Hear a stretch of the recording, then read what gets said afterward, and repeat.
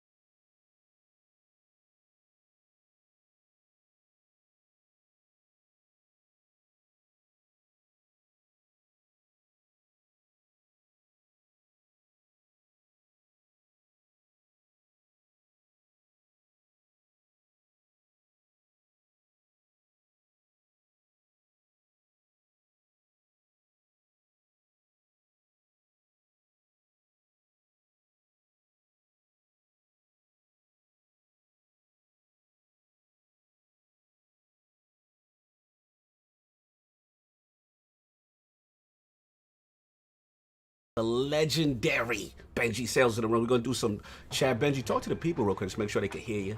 Hello, everyone. Hope you can hear me good. Excited for a great chat today. Exactly. Yo, chat, talk to me, man. We got the legend in. Let me know y'all can hear him good. Okay, Shunzo says, I still good. Sounds good. That's great. But let me know if you guys hear Benji. That is the key. That was the issues this morning. So, chat, talk to me, Shunzo. Xbox 448, what's going on, bro? All right, so Eagles fans sound good. Y'all saying sounds good, but I need y'all to say specifically, Benji sounds good. Then I will be at ease. All right, Chris Hart. Somebody say Benji sound good. I need that. All right, so we're good. Shanzu, my man. Thank you very much. Thank you very much. Awesome. So what I'm gonna do is we're gonna go mute because you know the king is gonna come in here and he about to give us a copyright strike because he's gonna come in here with some musical theme song and we're not gonna do that. So we're gonna mute and we'll see y'all in a few minutes. Thanks a lot, Jonathan.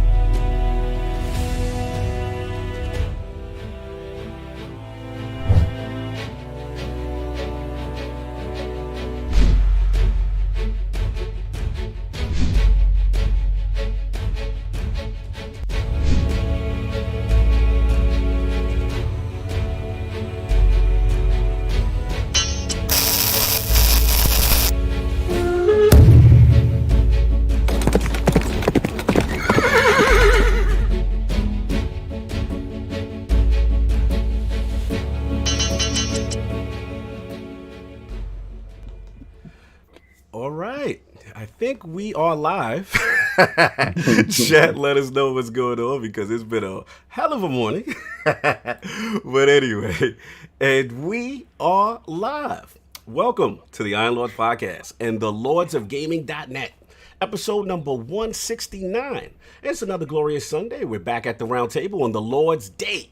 I'm extremely excited about our special guest, and we've got the recent success of Grounded, HaloInfinite announcements, and EA creeping on WB to discuss, so we gonna get right into it.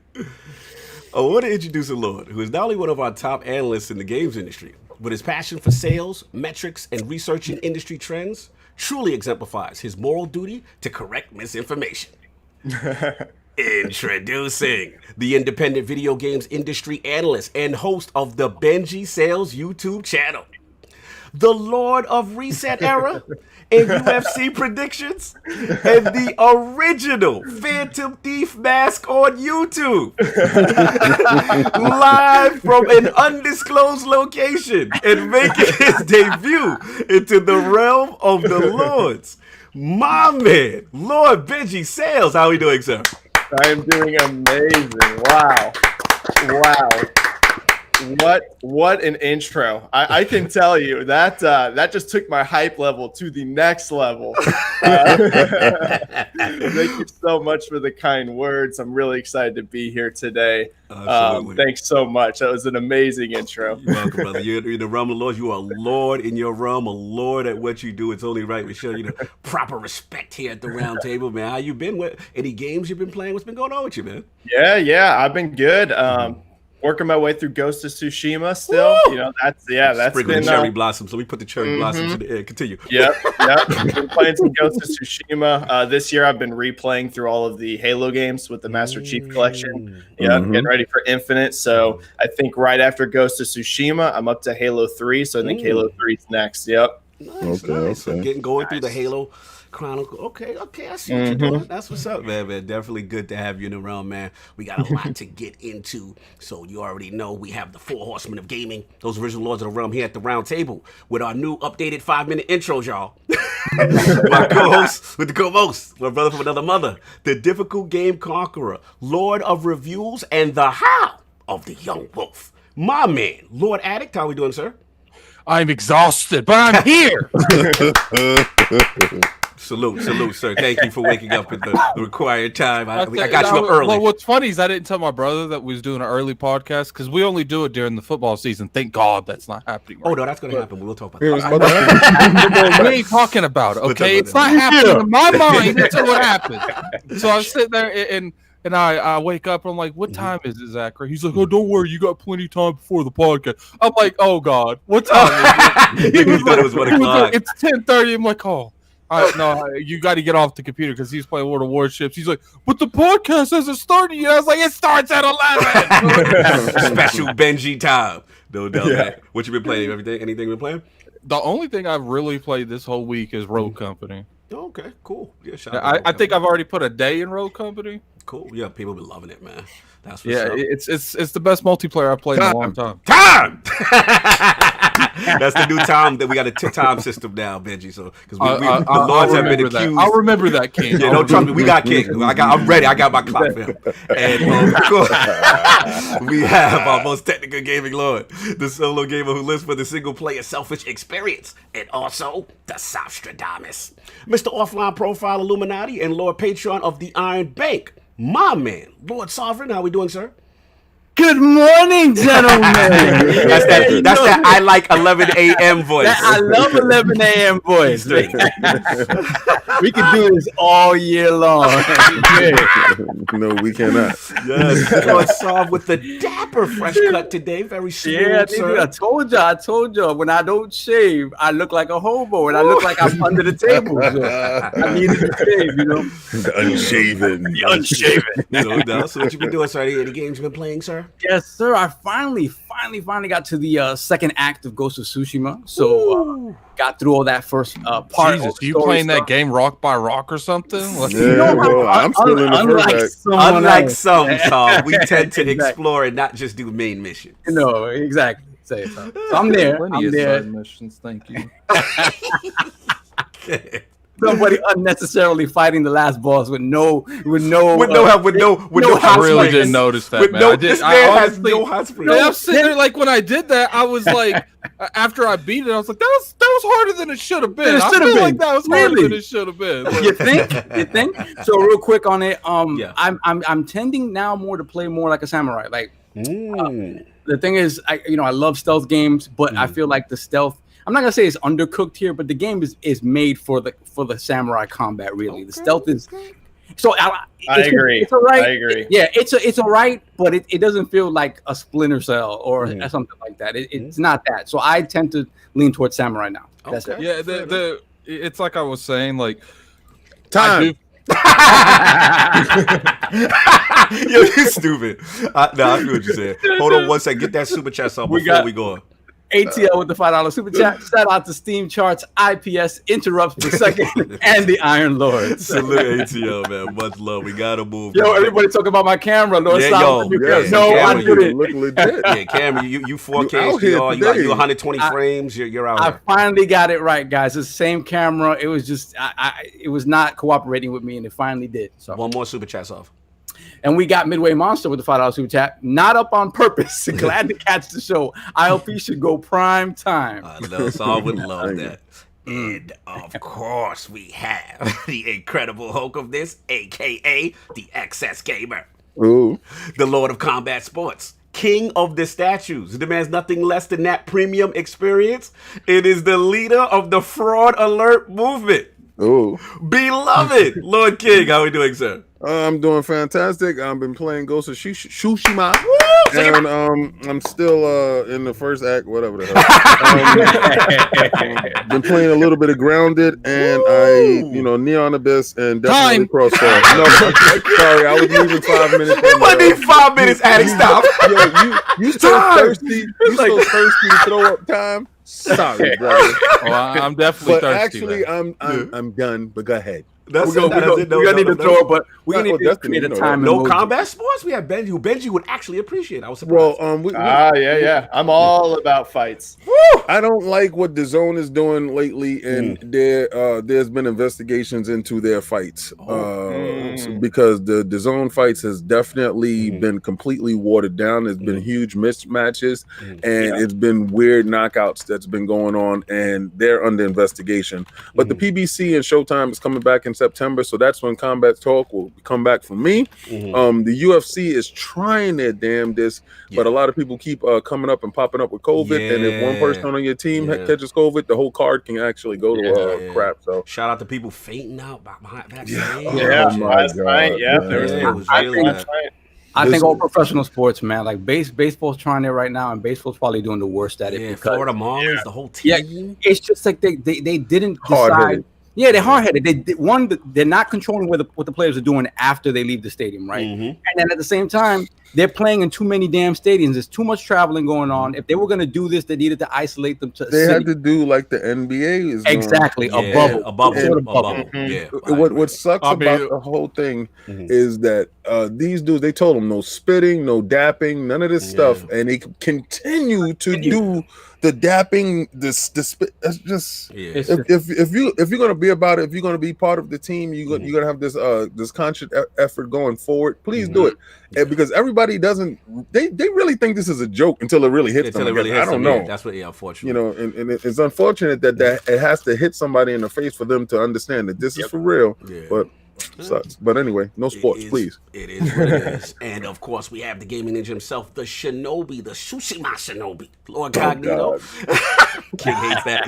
Speaking of that realness in the realm of the IOP, not telling you what you want to hear, but what you need to hear. So yeah, man, shout out to The Last Word. We had Gaming Forte on, so some nice Destiny talk. Yeah, I wanted to say congratulations on that. That was hot. When you got into that bag, okay, it's a part in there with Cognito goes off on both of them. And when he goes off on both of them, it's about the icebreaker and it's about the last word gun. I think it's the last word gun, right? The icebreaker hawk move. And the Hawk Moon, Yeah. and he goes off on them, and they trying to defend their position. He uses their position against them, and then he just leaves it there and say, "That's enough." And they had nothing else to say. I think I watched that at least 10 times, just laughing. Little shout out to my brother Ubantis. We're extremely passionate. Destiny is very, very a purist game with exotics and certain things coming back. Huge debate, but they know how to push the button, and I had enough. They would antagonize me. But He was stressed. Hold up, the icebreaker's coming back? No, Hawk Moon's coming back. So, but people are saying it's not coming back in its original form. Yeah, I would have preferred the icebreaker. They're not gonna give us icebreaker back. Oh, wait, Benji, you play Destiny? Oh yeah. You like my new favorite analyst now. That's what's up, man. It's amazing. It's amazing how just Destiny related can just completely corrupt us. Like, Shout out to like that Xbox showcase, man. The moment Destiny showed up, it was the best show ever for me. It was all okay. It was all good. It was all good. Look, let me before I go over. How big is that going into Game Pass though? That's big. Huge. No one's really talking about that. No one's talking talking about it. All right, Jonathan B said time on me. He said time. So real quick. Yeah. So I've been doing that. Ghost of Tsushima, of course. Grounded in Game Pass and Messenger in Game Pass. That's what I've been doing, man. So look, now that we got into what the Lords have been playing, I want to focus on Lord Benji. His video game system history, his journey as an independent video games analyst, and of course what led him to creating the amazing Benji Sales YouTube channel. So let's start from the beginning, Lord Benji. What was some of the first video game systems you had, and what got you into gaming? Yeah, so it all started for me as a little kid, like a lot of people. My very first console was the Super Nintendo. My uncle bought it for me. Wow. That was my real introduction to gaming. Wow. And since then it was just like a lifelong passion, all the way up through PS1, PS2, the original Xbox 360, really just my whole life, but it all kicked off with Super Nintendo. Man. Yeah. All right, so let me give me. At least he's not one of our guests that makes me feel really, really young. That starts off like I was playing Pong back in the day. At least he started out with the console I actually owned back in the day. Attic appreciates the younger demographic. Yes, tends to be an older cast sometimes. Let's get this super chat real quick. Lord Kaibatsu with the $2 super chat. Cog don't play with the Hawk Moon Master Race. Cog was holding me. That's my bro right there. Cog held me down during that whole argument. But enough about that. We'll get into the show. Double tap. Yo, shout out to Fonz. Shut your mouth, Attic. This old gamer talk right there. Shout out to the Fonz grounded gamer. You already know. Shout out to Stinger. So, all right. So again, Super Nintendo. And then, like, from your progression onward, and I have to ask because we got to fanboy a little bit. Were Sega ever in your household, sir? No, as crazy as it is. Hey, I know it's crazy.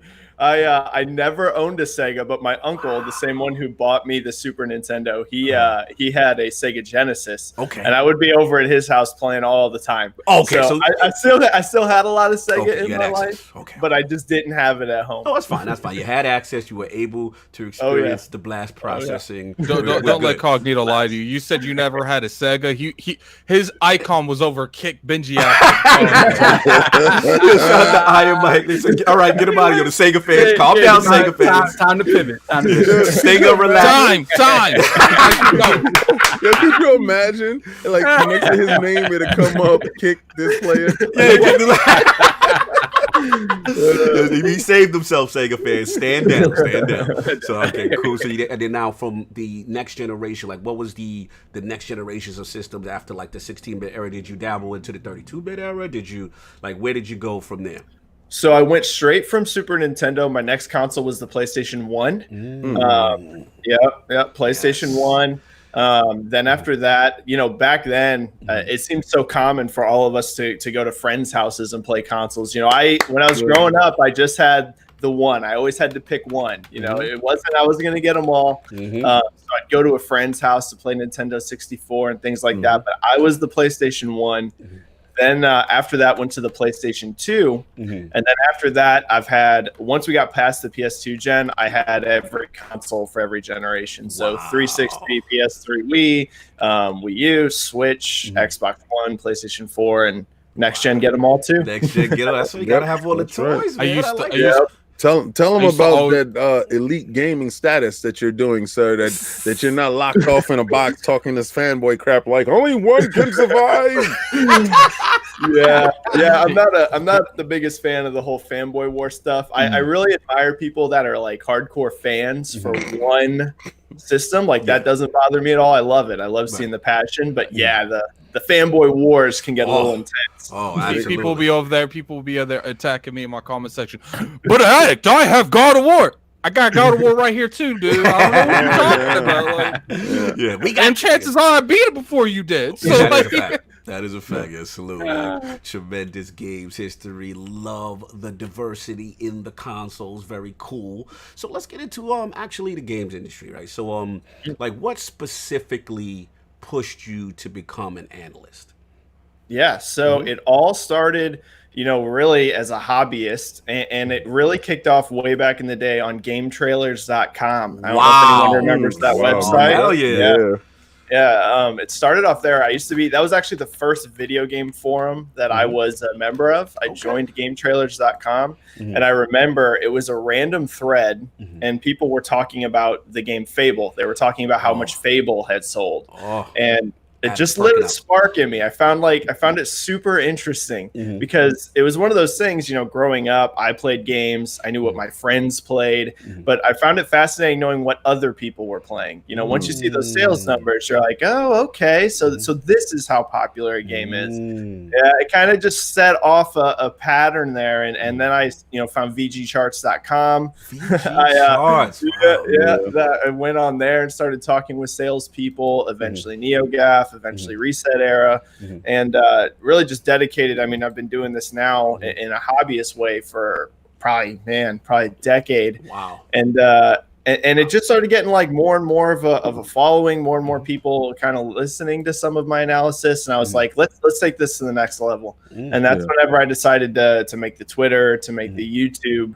And then from there, it's just kind of blown up. It's been kind of crazy how much the Twitter's grown. So it's humbling. Yeah, it's humbling. Absolutely. Yo, that is pretty awesome. Let's get this super chat real quick. Shout out to the Basement Radio Arcade. Brap. Woo! Salute, Lords. King, I am coming over for leftovers.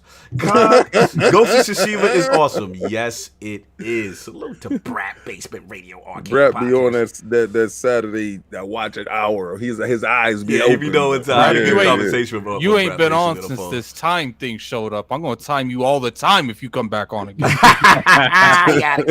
Anyway, moving back into Benji, man. So cool. The thing I want to also talk about, obviously, as you as an analyst, market trends and misinformation. You know what I'm saying? So it's like, what do you think? I always want to ask you this. Like, what do you think most gamers get wrong in terms of analyzing trends in like NPD? I think everything. There is a lot of that. Yes, there is a lot of that. I think the thing that most people get the most wrong is that so many people are kind of in their own bubble. So whatever bubble that is, whether it's the Nintendo bubble, whether it's a certain franchise bubble, whatever, you kind of get locked into this one viewpoint, and you only really look at that. You don't look at how other things are selling. And I see all the time misinformation. One that used to drive me crazy. Which one? Let's get into it. The story has changed now, but for a long time there was this like kind of belief going around like Rainbow Six Siege was a flop. And it was driving me crazy because I knew how big their player counts were. And it had just become this narrative. Now it's changed now, right? So many people know that game has tens and tens and tens of millions. But initially, with no single player, it didn't receive well at first. No. It started slow, and then it really ramped up. But it took a while for everyone else to kind of catch up to knowing how much it ramped up.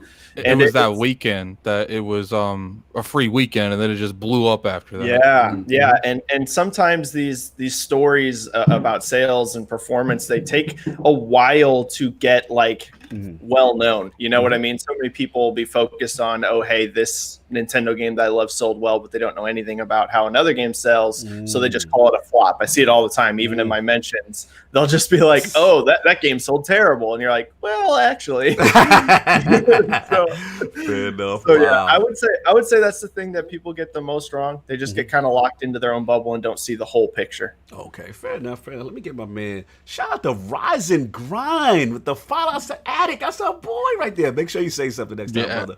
Rise and Grind. Salute, man. I haven't seen you in a long time, brother. He hit send too quick. Oh. Yeah, he said real quick. Make sure you say something in the chat, brother. He was probably laying back in his chair, man. I ain't typing nothing right now. You just gonna take this $5 and you gonna be happy. Yeah, man. Yo, but salute. So that's what's up, man. And then, like I said, you seeing this misinformation. Now, would you say like that was another factor as far as leading you into kind of content creation, doing your own YouTube and that kind of stuff? Like, what was that inspiration to get into YouTube? So the thing that really pushed me over the edge onto YouTube and Twitter, like talking about it in a big way, was actually, funnily enough, I originally thought I watch a lot of, kind of funny, Easy Allies, podcasts like this, big fan.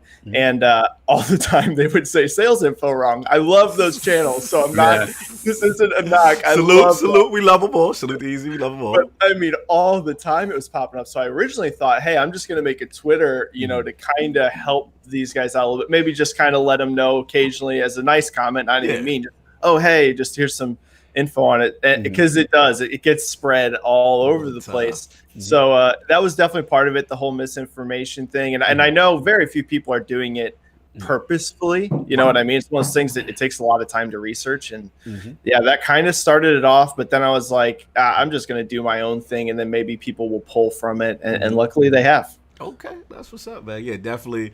Like I said, doing your history and seeing how, one thing I respect is how cool you are about presenting the information. You're not doing any type of like you said, you don't do it in a disrespectful fashion or try to show anybody up, but just say, hey, this is actually how things are trending. This is what's going on, that kind of thing. And it's extremely informative, man. So salute. Thank you. You do a really fantastic job with that. So before I actually open it up for Q&A and stuff, one thing we got to talk about, obviously, is the sales that's going on in the industry. We're seeing a lot of movement, a lot of traffic and stuff like that. I don't want to talk about, I want to save my question for you in reference to the ground and stuff, because we have a separate topic for that. But another thing in reference to, like, for example, me and you obviously a big Ghost OfTsushima fan. And just, the amazing story, the cinematography, all that stuff. So, like, I want to talk about, like, how that is viewed as far from an IP standpoint as a new IP. Like, what are we seeing from a projection standpoint? Like, about, because we know, like, physical sold out, right? Like, physical is very hard to get. So, like, what are your projections? I mean, to say, like, as a new IP for Sucker Punch. Yeah, so Ghost of Tsushima, or Tsushima, has been an absolutely phenomenal success. It's actually kind of crazy. In fact, I think it over-delivered on what Sony were expecting. Me personally, not so much. Anyone that follows my YouTube channel, I was predicting over 2 million units for launch. It hit 2.4 million, so right in the range I was expecting. But I think Sony actually projected on physical copies, because it's in Japan, it's hard to find. In the US, it's hard to find.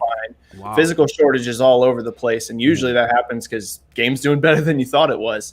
So it started phenomenal. Legs are looking encouraging. I think it's going to sell over 10 million units. I really do. Yeah, I really do. That open world genre has like really good legs. If you look at like Horizon Zero Dawn, for example, the previous best-selling new IP for PlayStation, that went on to sell over 10 million units, and it started slower than Ghost of Tsushima. So it'd be pretty surprising for it to miss 10 million.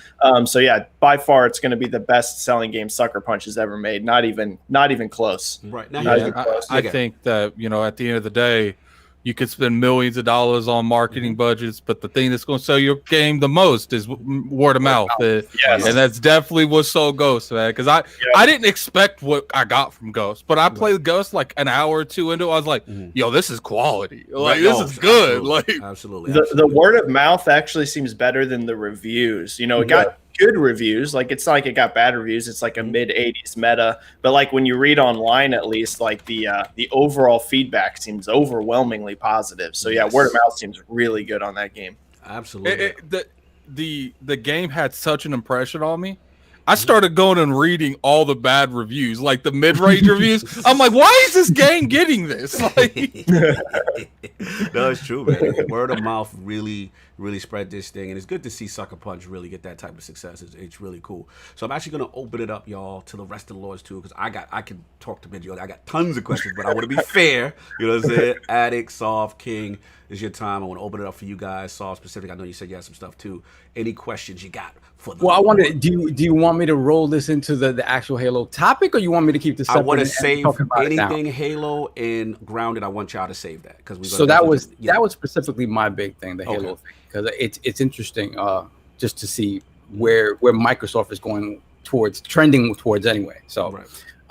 So let me think of another question. The other guy. We'll get back to it. I got tons. I'm just being fair. I got one. Yes.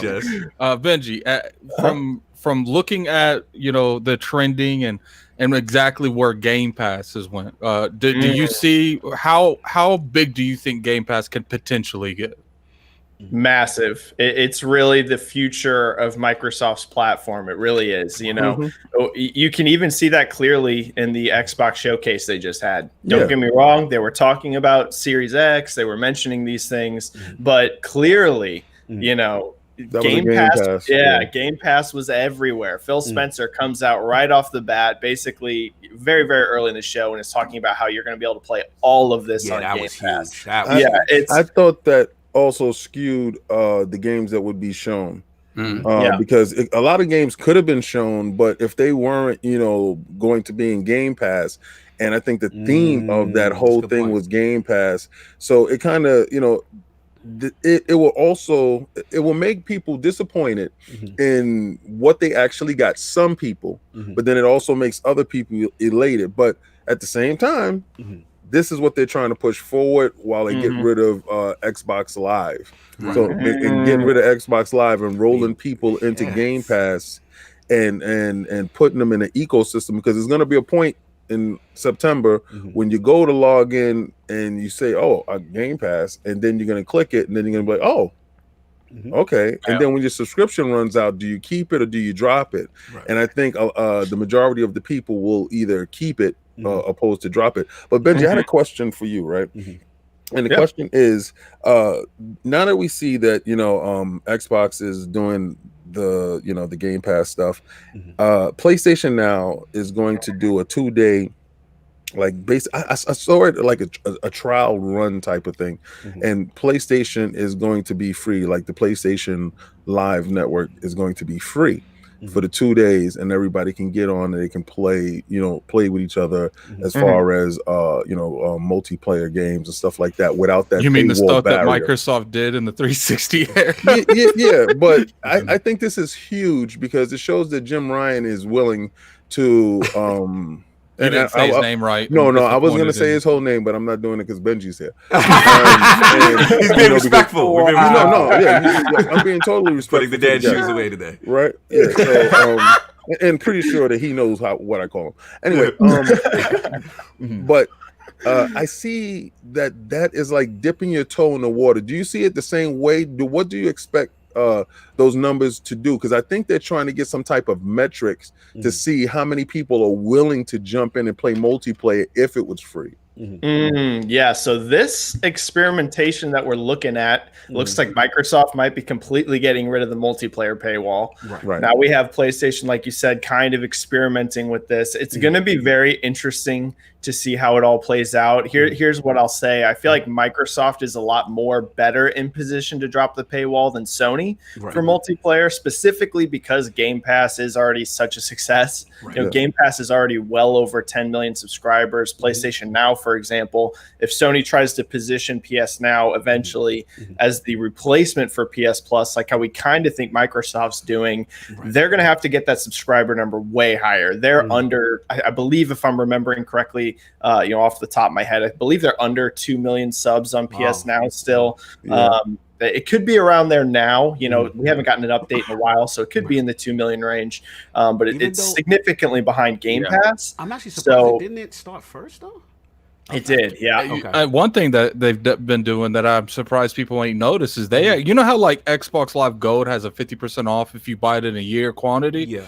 Sony's doing that with the PlayStation Now thing. If you buy the whole year up front, you only have to pay $60. Oh wow. Okay. No, I'm sorry, Benji. Continue. I'm sorry. I was just gonna say I could see a scenario eventually where just all multiplayer goes free across the board. You know, it's already that way on PC. Right. Yeah. So there's already a giant base that doesn't have to pay for online. I could see that happening eventually, but you're gonna have to try and get that money somewhere else because that's what I'm about to ask you. Yeah. PlayStation Plus and Xbox Live make billions of dollars for these companies. So it's all about where can you funnel that instead. And Xbox clearly thinks that's Game Pass. They think that they're going to be able to get that much higher. They're well over 10 million. The fact this is on PC as well is huge. I think you're going to see Game Pass up into the 20s, 30s millions of subscribers. Not that long. I think into next gen you're going to see it.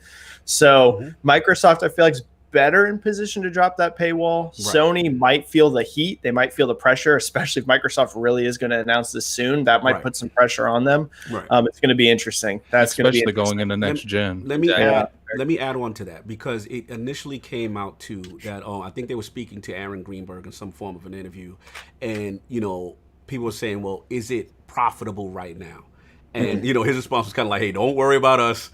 We'll be fine." So the vibe is right now. Again, I don't have any hard data. I'm just going off of speculation from what I'm hearing. Is that they are not necessarily profitable with Game Pass exactly at this moment. More of an investment stage, and that they're looking at the long game. Do you see that is how they're playing it right now? Like, what is your data showing as far as Game Pass and their whole drive to integrate this fully?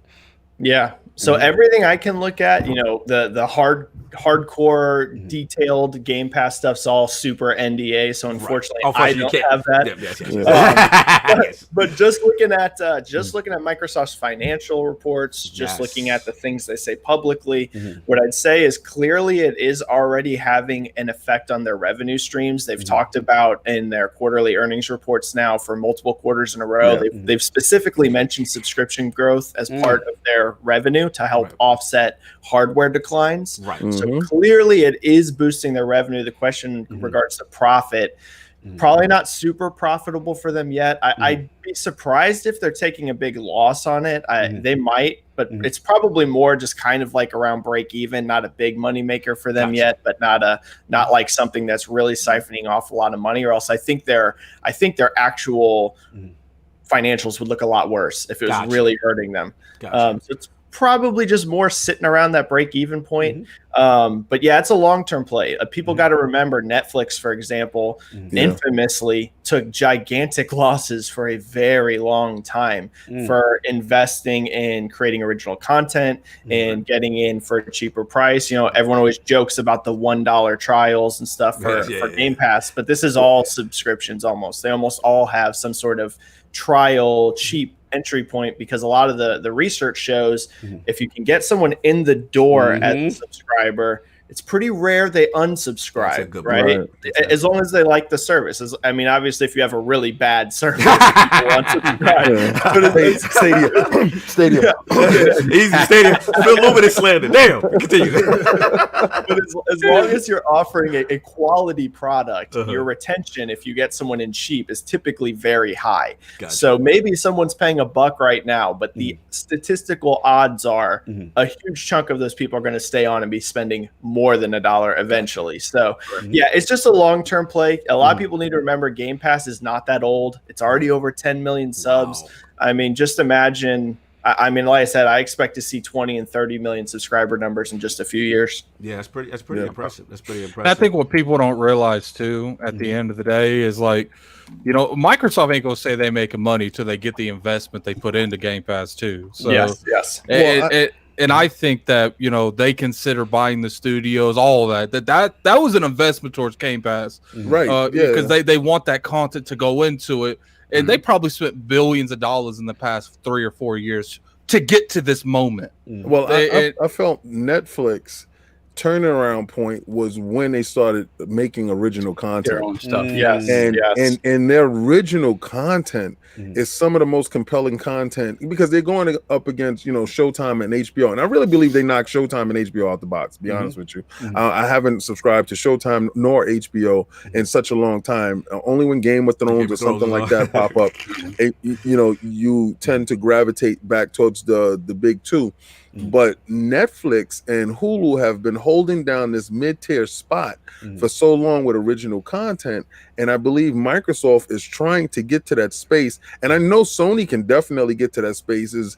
Are they willing to do date and date with their with games like Ghost of Tsushima, potentially, like Benji said, can sell 10 million. That is a deterrent when it comes to releasing it inside a PlayStation Now, right? Because then you lose, or you potentially lose that 10 million. But I also think it's a double-edged sword because you open yourself up to so many more people. Right. It doesn't preclude you from purchasing the game once it's inside a service. And that's just my level of frustration with it. Do you see any metrics that indicates that Sony is leaning towards that because they're doing PC stuff now? Do you see like we've seen Horizon Zero Dawn, right? We've seen the success that, like King is saying, when they've dabbled, so to speak, right? They haven't gone as full as Microsoft in that space, but we've seen Death Stranding. We've seen that there are rumors. I have to speculate. This is speculation, y'all. But that other things may come. What do you think about that, Benji? Do you think it's a situation where obviously we're seeing the success of Microsoft recently that they may say, hey, we want to dabble in that? Or you think that they're so tied to the console space and selling consoles as opposed to Microsoft's philosophy with more of getting you into the ecosystem? Yeah. I think Sony is in a bit of a weird spot. They are still really attached to that console, really, really attached to it. And they're still also really, really attached to full price game sales. And there's a specific reason for that. It's because they still sell so many consoles and so many games. Both the PS4 and the games themselves are just, it's crazy the performance they've had this generation. But here's what I think. I think Sony is going to not go as all in as Microsoft, where it's day and date right off the bat. It's on Game Pass. It's on PC. Eventually, it's on xCloud. It's just going to be everywhere. Microsoft wants their games to be as easy to get a hold of as possible. They're trying to remove that barrier of entry. I think Sony's not going to go that far, but I do think you're going to see quicker turnarounds. I won't be surprised if you see hey, 1 year after launch, these games are in PS Now. So I've been trying to tell people. Continue. That would not surprise me because they do got to get those PS Now subscribers up somehow. They've got to do it somehow. You are going to still just see a natural slow increase as they get more third-party stuff, but the real reason Game Pass is as big as it is because people know when Halo drops day one, I'm going to be able to get it in Game Pass. When Fable drops day one, I'm going to get Fable in Game Pass. That's really what drives it. The third-party stuff's great too, but it's knowing that first-party stuff's there. I'd be surprised if Sony goes day one because they make so much money off of full box game sales, but I do think you'll see quicker turnarounds. I think because right now, sometimes games take 2 or 3 years to get into PS Now.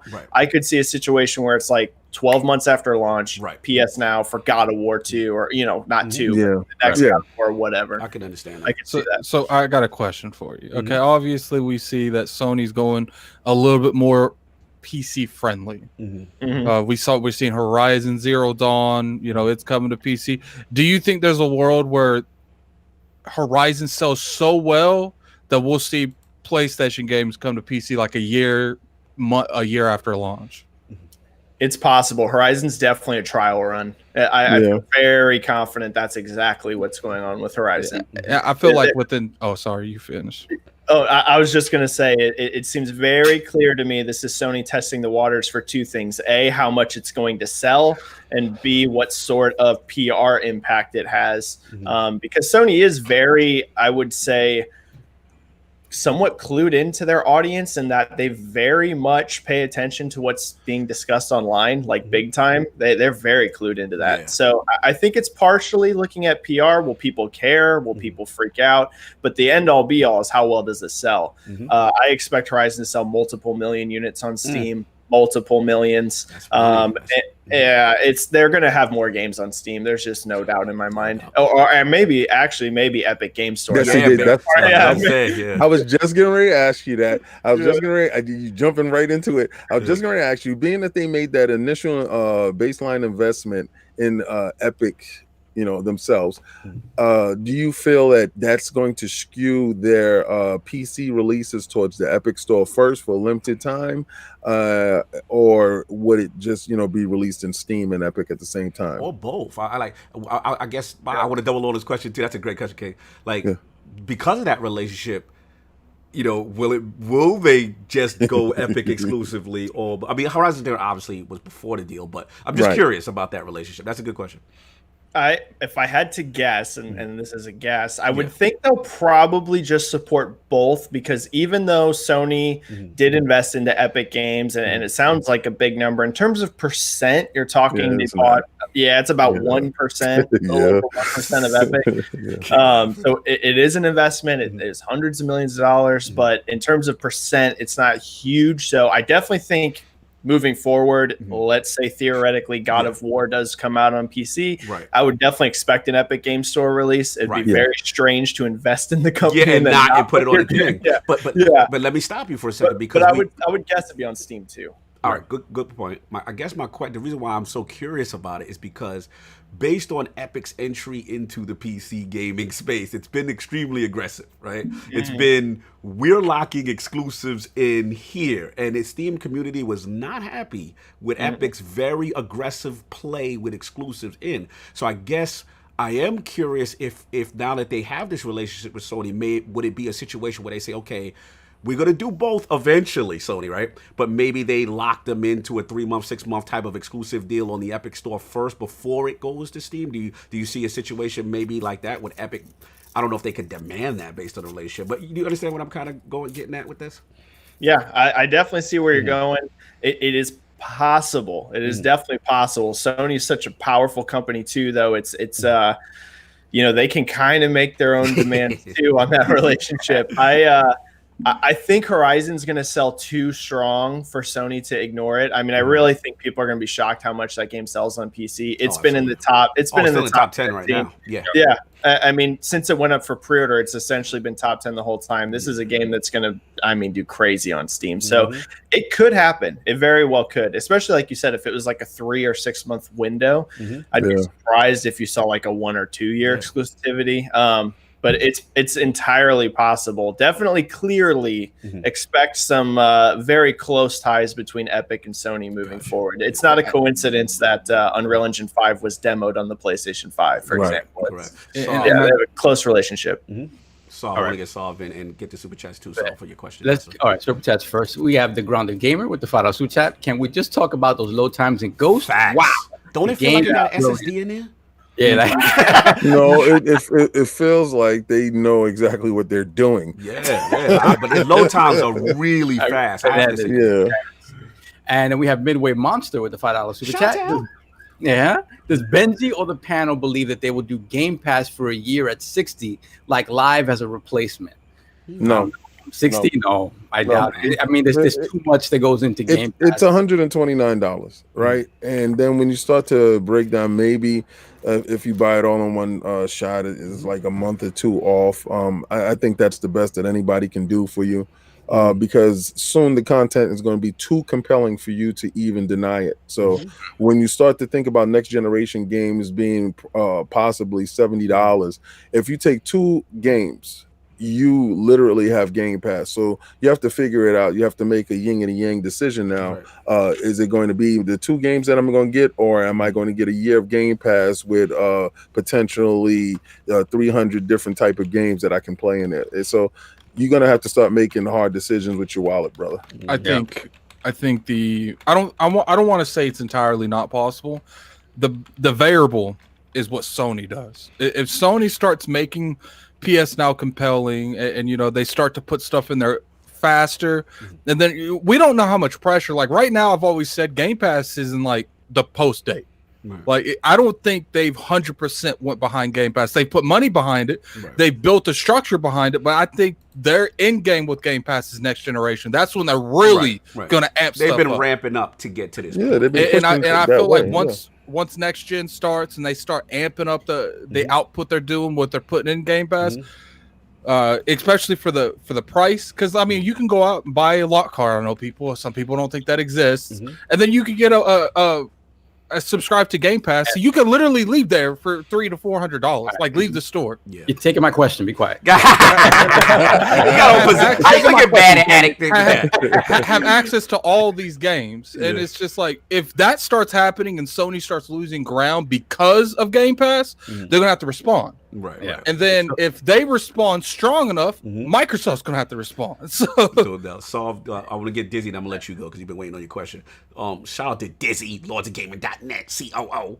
I need everyone to acknowledge the X-Men shirt that Benji's wearing. The superior comic crew for the fans. Be gone, Avenger. Salute. Where's Kaibatsu? Damn, Dizzy, stop Marvel fanboying. Wow. How you gonna say be gone Avengers and half the Avengers is X-Men? Shut up. Because when it is Kaibatsu and him have a Avengers, like Kai be slandering the X-Men. Like, he calls them like the 90210 of Marvel. It's funny. He be going in. He be going. Yeah. So they be having it. So he sees Benji with that shirt. So Disney's like, yes, one of my X-Men brothers. I already know what they fanboy crazy. So Soft, get your questions off, sir. So Benji, this month we're expecting console prices to be announced, pre-orders, and we're expecting the potential announcement of the Lockhart. Yeah. So we've also always speculated about what the Lockhart would do to the market once it's announced. What do you, in actuality, what do you think announcing a Lockhart that launches day and date with the Series X does to the market in terms of Series X sales, in terms of the Xbox platform in general, and how it affects PlayStation sales? And I want to add something on to that I see a lot of people say, Benji, do you think there is a market for the Lockhart? Continue. Yes, actually. So Lockhart has been something I have been so back and forth on myself. I've been 1 month, I'm like, hey, Lockhart seems like a genius idea. The next month, I'm like, man, Lockhart does not seem like a good idea. I'm like, I've been all over the place with it. I actually think maybe internally at Microsoft, they've been a little unsure as well, considering we still haven't even seen this console. Correct. There's been not even a single hint or wording from Microsoft about it. I do think it is going to release. I do think so. But, I think it's partially a marketing challenge, especially for Microsoft, because this box is rumored to be weaker, than the PlayStation 5, much weaker than the Series X. Still going to have some big jumps over current gen with the SSD, the CPU, things like this. So I think they've been just kind of taking their time figuring out how are we going to market this? How are we going to, make sure it does well, but also not take away from Series X? I just think there's probably a lot that's gone into it. In regards to market performance, I think it's going to do well, especially if they're targeting lower resolutions. Here's my thing. As long as it can run games great, as long as the games besides resolution are going to be primarily very similar. Tons of people have 4K TVs now, but it's still a fact that a ton of people don't. And especially whenever you have, especially when you have people with kids, that their kids are younger, they just play Minecraft, they just play Lego. You're not gonna buy him a 4K. You hear that, you TCL dude? King, shut up. We could have used TCL sponsors, King. Especially, I see that with a lot of the fathers in our community. They're like, I'm getting a Series X, but I'm getting him the little joint. Listen, it's not just the children. I'm going to purchase at least 2 to 3 Lockharts for myself with multiple televisions. It makes no sense for me if my primary gaming space is already set up for a 4K 120 hertz situation. I don't really game in those other areas like that. So 1440p 60 frames per second, that's fantastic for me, and I can do that, and I can save a whole bunch of money in doing so. I don't need to keep up with the Joneses. If I got it one place, I can go to that one place, and I like to stay in one place and play games there. So back to what you said, Benji. I'm sorry. Okay, Attic.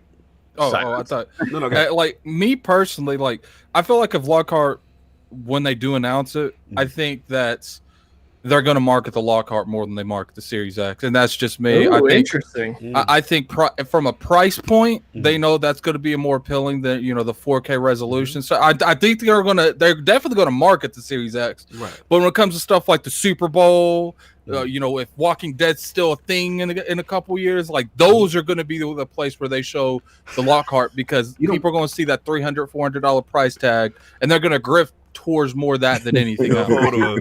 We gotta get hand in hand. Yeah, get something. I gotta get. They market them hand in hand, though. I don't think they market them hand in hand.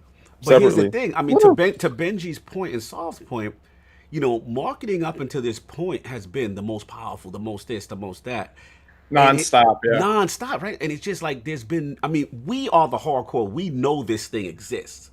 But to the masses, the casual, he only knows. And I think that's where the Lockhart comes in. I honestly think.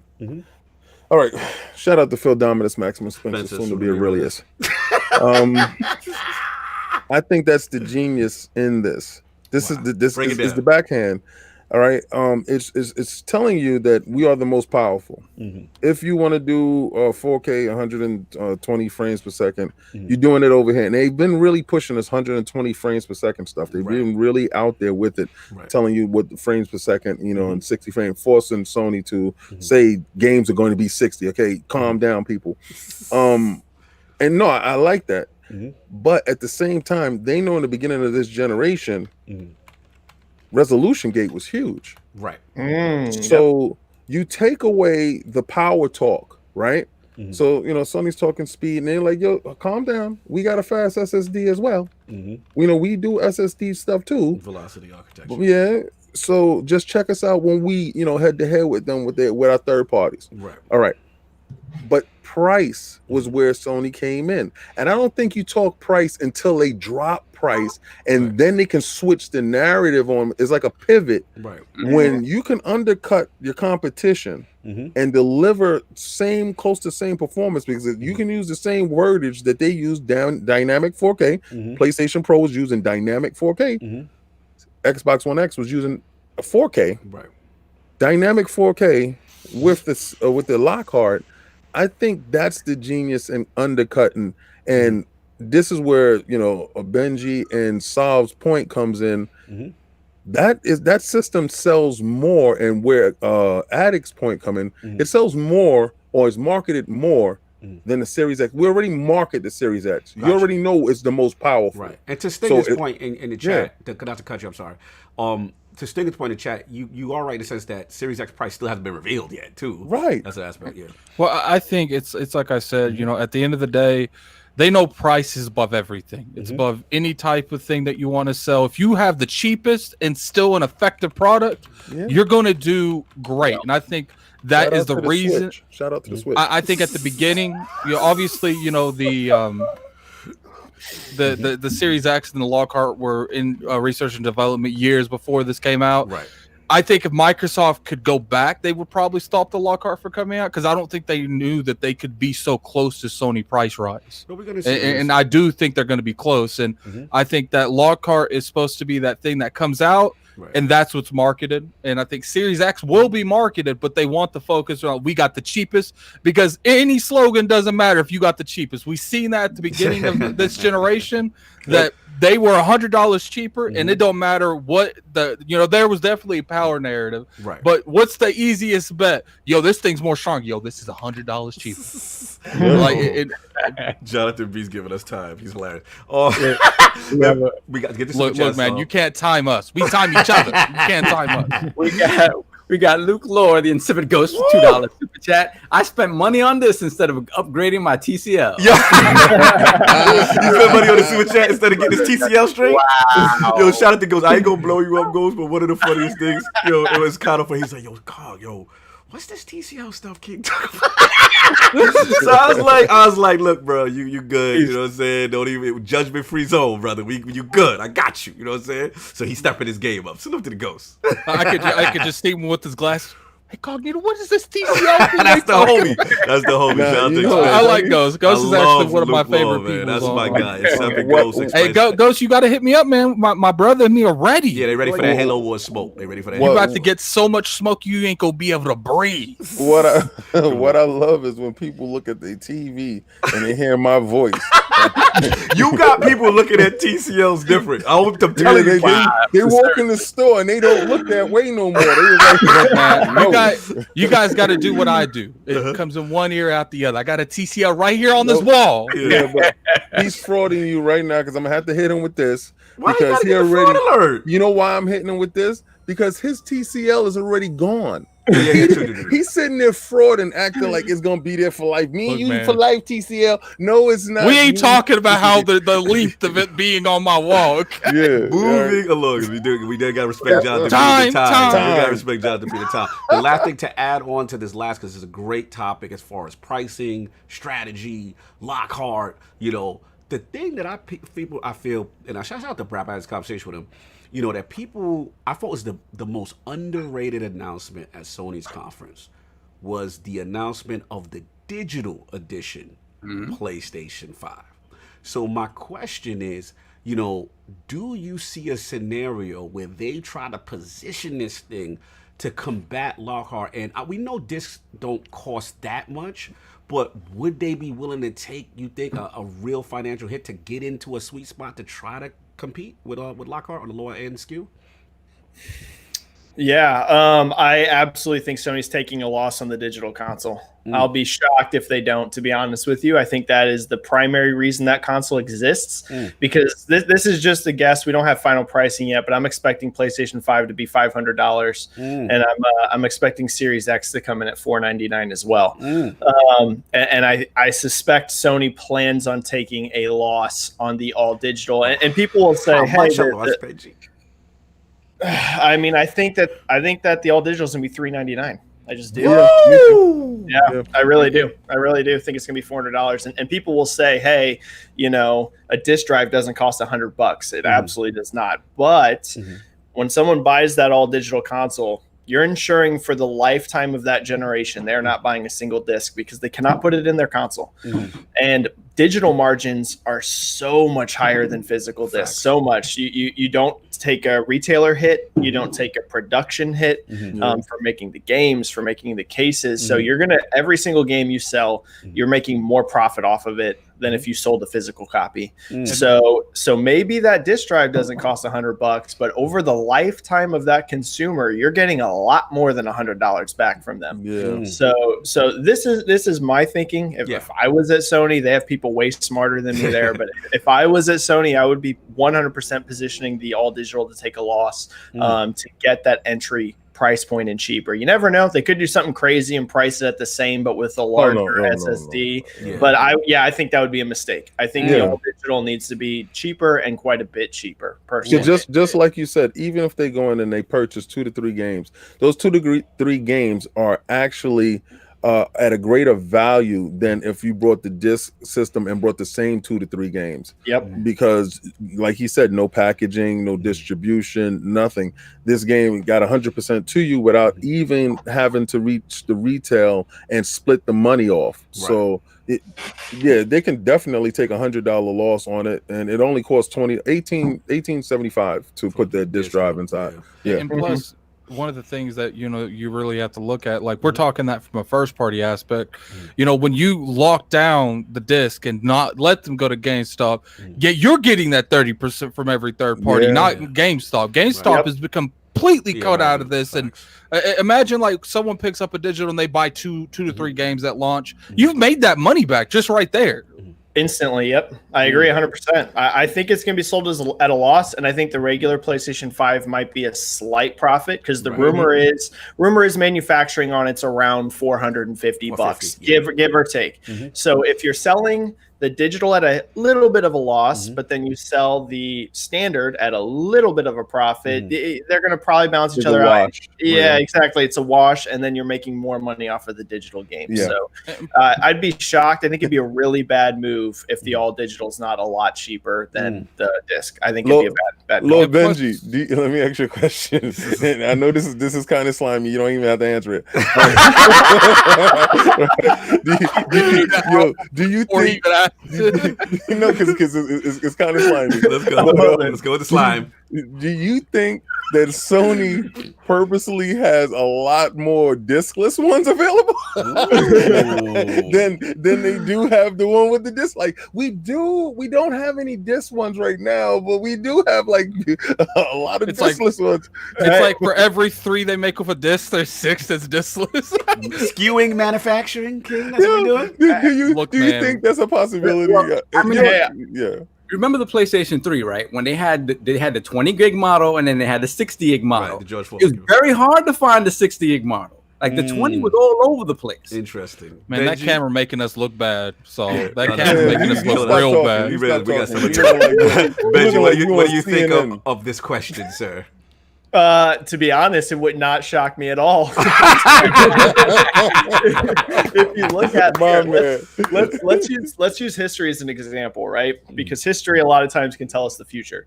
And let's look at what Microsoft just did this past holiday. Right. What was the easiest Xbox to find? I can tell you right now. It was the Xbox One S all digital. That was the cheapest priced console this holiday. Right. It was the main hardware that they were shipping to stores. I can tell you that from my connections with retail world. Wow. It was a ton of those flooding into stores. It was not a coincidence. It was not an accident.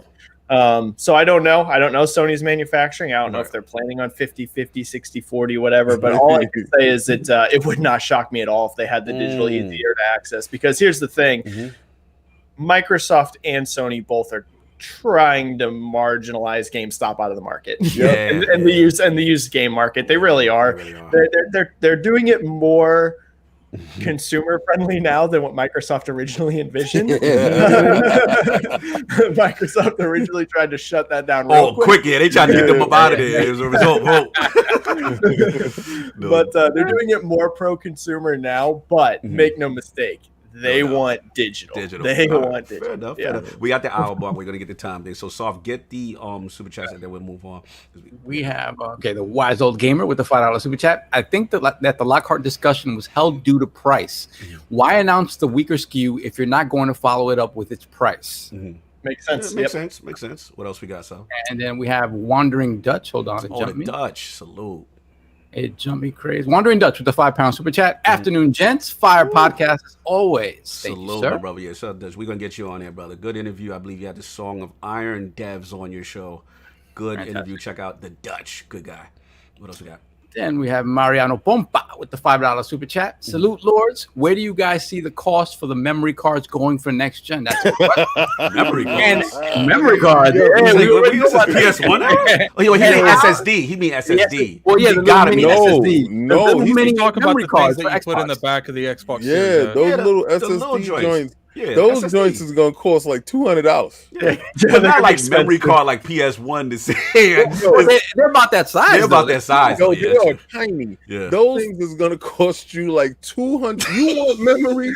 You gonna pay? They gonna get their money back. Listen, they gonna get their money back.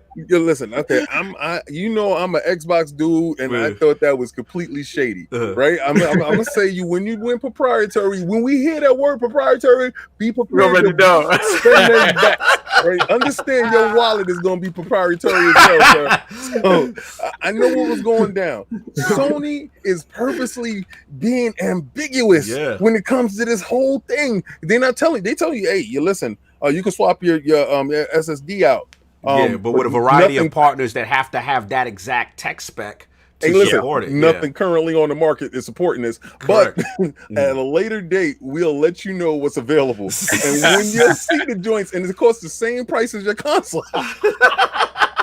Yep. I mean, at this point, you're probably best off trying to find a nice 10 terabyte USB 3.0, and then you store everything there. And then when you want to play it, you move it over to the internal drive, and you can use all those hot features and then take it over.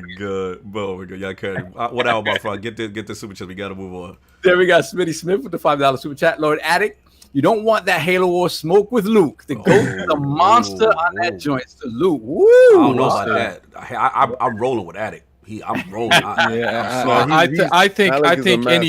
I think. Well, if he's a master, I'm a grandmaster. No, I said Addict is a master. Oh, I thought you said Ghost is a master. Yeah, we haven't seen Addict's. Train me, man. Come on, Yoda. We haven't seen Addict's final form yet. Man, look at you quoting something you don't even watch. I don't like that. I know, right? That's what it sounded cool though. It sounded cool. You said you got to give him this, right? He got to get this. Yeah, for alert for me for not watching those animes and references. Continue. So there we have Eagles fan 76 with the $2 super chat. What is the point of this game of chicken on price? What's the point? I mean, it's the stakes are high. Strategy. What the hell is wrong with you? Nobody playing checkers. Look, I'll answer for Benji real quick. He tell me if I'm wrong. I think because $500 is probably the spot that it's most likely going to be, and maybe both don't want to be the first necessarily to say it. I mean, that's my guess. Just real quickly, Benji, what do you think in reference to that? I agree. I think the price is going to be pretty high, so that's going to be a scary thing to come out with. And then I also think I think Xbox 100% plans on significantly undercutting Sony on Lockhart. Don't be surprised if Lockhart's $300. Wow! Oh, you heard it here first, exclusive. I thought it was going to be $299 as well. I thought it was going to, time. The numbers that I was hearing was $249 to $279. Okay. Ooh, that's spicy. That's spicy. So we caught up. We have Smitty Smith with the $10 super chat. We here at Smitty Smith Enterprises are partnering with Lord King to start actively removing all TCLs from people's homes. Thank you for your support. Thank you. Shout out to the TCL removal program. I just want to take 1 second to say that y'all have an amazing community. These super chats, I'm loving them. They're hilarious. You guys have an amazing community. Thank you so much. We have a few more. And we have Luke Lore again with the $2 super chat. Does TCL make memory cards? Asking for myself. Oh my God, savage. If they did, I will share. We have Jamie Addict with the $2 super chat. Addict was right. Red Dead is a horse simulator. I love Red Dead. Why are we getting Red Dead slander random? So where'd that come from? I had to mute myself and turn off the camera because I want it solved. To say read it, so now what I'm going to do is I'm going to cut that little clip out. That's going on Twitter. He's making clips. Move on. Time. Exactly. Time. We don't need to talk about that time. I already got what I wanted. Time. What else? That's it. We're good. All right, cool. All right, so now we caught up. Get on to the joint. Last thing, and this is something that we always ask all the guests, Lord Benji. We got to ask you. I need your top 5 video games or franchises of all time. No pressure. No pressure. Oh my goodness. No pressure. Ooh, that is tough. That is tough. Okay, we're going all time. Yep, all generations. No specific order, just, Okay, I'm going to put the Halo franchise up there for me. That as a franchise, that franchise just means a lot to me. Some of my best memories ever were Halo 2 system link parties with my friends, all piling into a house, playing Halo 2 multiplayer all night. Legendary. Yeah. That's some of my best gaming memories ever. So I got to put the Halo franchise in there. Dope. What else we got? 4 more. I'm gonna put, and this is funny because we just got a super chat, not like it, but I'm gonna put Red Dead Redemption 2 in there. You and Salva brothers. Thank you. Addict might not invite you back though. It's fine. I already got my super chat, man. I saw no reason to be attacked there. Are you scared of Insipid Ghost that you're coming after me? Wow. Is that what it is? Red Dead 2. Time. Yeah. Time. That was a random subject change. That was just a random subject change. Time. Battle rap number 3. Yeah, I'm gonna put Red Dead 2 in there. Story and acting just blew my mind. I'm gonna put. I'm gonna go Japan here. I'm gonna put the Final Fantasy franchise in there. Which one? Which one's your favorite? Which is the franchise? Ooh, I gotta know. Gotta ask which one. This is a very controversial thing. Okay. So, don't be a sheep and say 7. I'm joking. Easy. Let the man talk. Actually, my favorite one, I think this is probably kind of controversial online, but probably Final Fantasy X. It's probably my favorite. Right there, man. You can come back. The right there. Wow, 10, Benji. Yeah, wow. I love 10. You know, Titus, I think I've bought 10 like 10 times. Yeah, Titus can be a little annoying at times, but I love that world. I love it so much. Yeah, just love the world. The combat system I really like in 10. I liked the sphere grid. But yeah, the franchise as a whole, I mean, I play every single Final Fantasy. So you got the franchise. All right, last fanboy, Final Fantasy 7 versus 6. Which one? Oh, no, he don't want to answer that. I just think they need to come out. You don't have to answer. They're just asking for some heat. Which one your two kids? You got to choose between your two kids sometimes. Which one? If I had to choose, I'm gonna go 7. Oh my man, Benji, let's go. 6, Brendan Lee. Where Kefka at now? Let's go. Yes, off. You know what I've always said, Benji? I said that if 6 was so good, Square Enix would have made that not 7. We've got the top, one of the top analysts in the game. I mean, he's just clearly saying the superior. I mean, he started his career on Super Nintendo. Oh my God! Yo, we being messy. I don't know if I can take his word. You can't take his word now. I can't. So I'm being messy. Moving on. You realize the Final Fantasy series was on that, right? Yes, I realized that. Dizzy. All right, so we got Final Fantasy. We got what you call it? Damn, I forgot the all of them too. I was so excited for Halo and Red Dead 2. And Red Dead 2. So 2 more. I was so excited. 2 more. Oh man, 2 more. This is so hard, especially because I play like every genre. Let's go back into the past again. A game that just means the world to me on a personal level. I'm gonna go Super Mario World for the Super Nintendo. Yeah, Super Mario World. I thought you were about to say Zelda. Ooh, I do love me some Zelda, but Super Mario World was probably like the first game on the Super Nintendo that I really played. Like as a kid, that just, I mean, it's my favorite Mario game ever. Classic. Part of that's probably biased because it was my first Mario game, but yeah, I'm gonna go Super Mario World in there, and then to round it out, the final. Let's go. Let's go God of War. God of War 2018. Oh, yeah, let's go God of War. Just asking you a question because me and King, you know, we have this little back and forth thing. What's your favorite Zelda game? Oh Lord, shut up. Favorite Zelda? Yo, if he say Skyward Sword, I'm gonna turn this off and I'm gonna. Yo, if he say that would be crazy. Favorite Zelda is probably going to be A Link to the Past. You didn't even get none of that. See, you out of there too. You're good. Okay. All that matters is it's not Skyward Sword. You and I are both in the bushes. Yeah, so both in the bushes. And last, the tough question. I think I know. I think I know the answer. The answer to this is favorite console of all time. Oh wow, it's tough. You coming in around, we getting a lot of fire out here. If I'm gonna say best memories, like just like the best memories for me is Xbox 360. Wow. Yeah, 360 one. It was that multiplayer, man. Yeah, that resonates with a lot of people. It really is because like Xbox 360 is like my first diving into online play, like really in a real way. Like, you know, just so many amazing online games. There was still so many amazing third-party games. Let's shout out to Dead Space, BioShock, Mass Effect. I mean, dude, just so many. You know, it probably was the console that, you know, it was probably the one I have the best memories on. No doubt. Salute to Benji. Okay, fantastic gaming list, history, all type of stuff, man. We're going to move on. I know time is limited. So last week's poll results are in, and the people have spoken to the question with the mostly negative reception by Halo Infinite by gamers. Who do you feel is most to blame for its poor showing at the Xbox I'm Game curious Showcase? on the results. The unbelievable winner of our 4-way ILP poll. First ever last choice victory is Craig the Grunt. Stop bullying and leave my man alone. Coming in at second place at 27% was 343. They've had enough chances. Coming in at third place at 18% was Xbox One cross-gen, being forced to develop for the lower platform. In last place at only 13% of the vote was bad messaging and way overhyped Halo Infinite group. Shout out to all the Lords who participated. You know where you made the mistake, don't you? Putting Craig in there.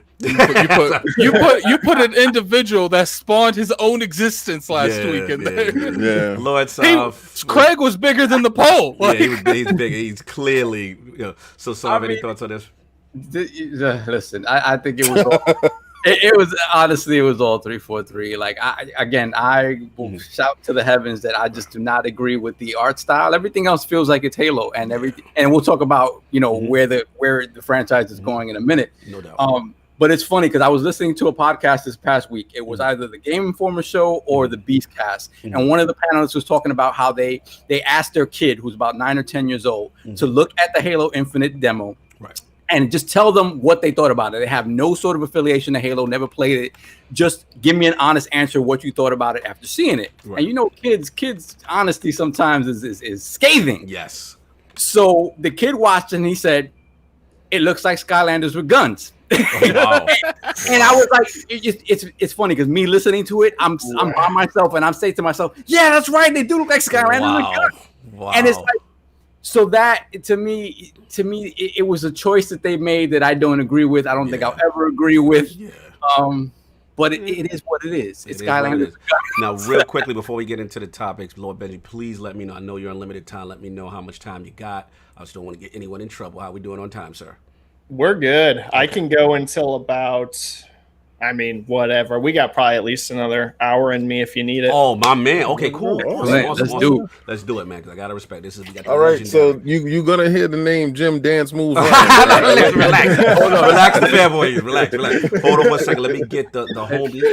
King like took the cape off. Was like, this is the real. He was being nice. You were getting nice, King, for a minute. I was like, okay, Benji, now I'm about to go in.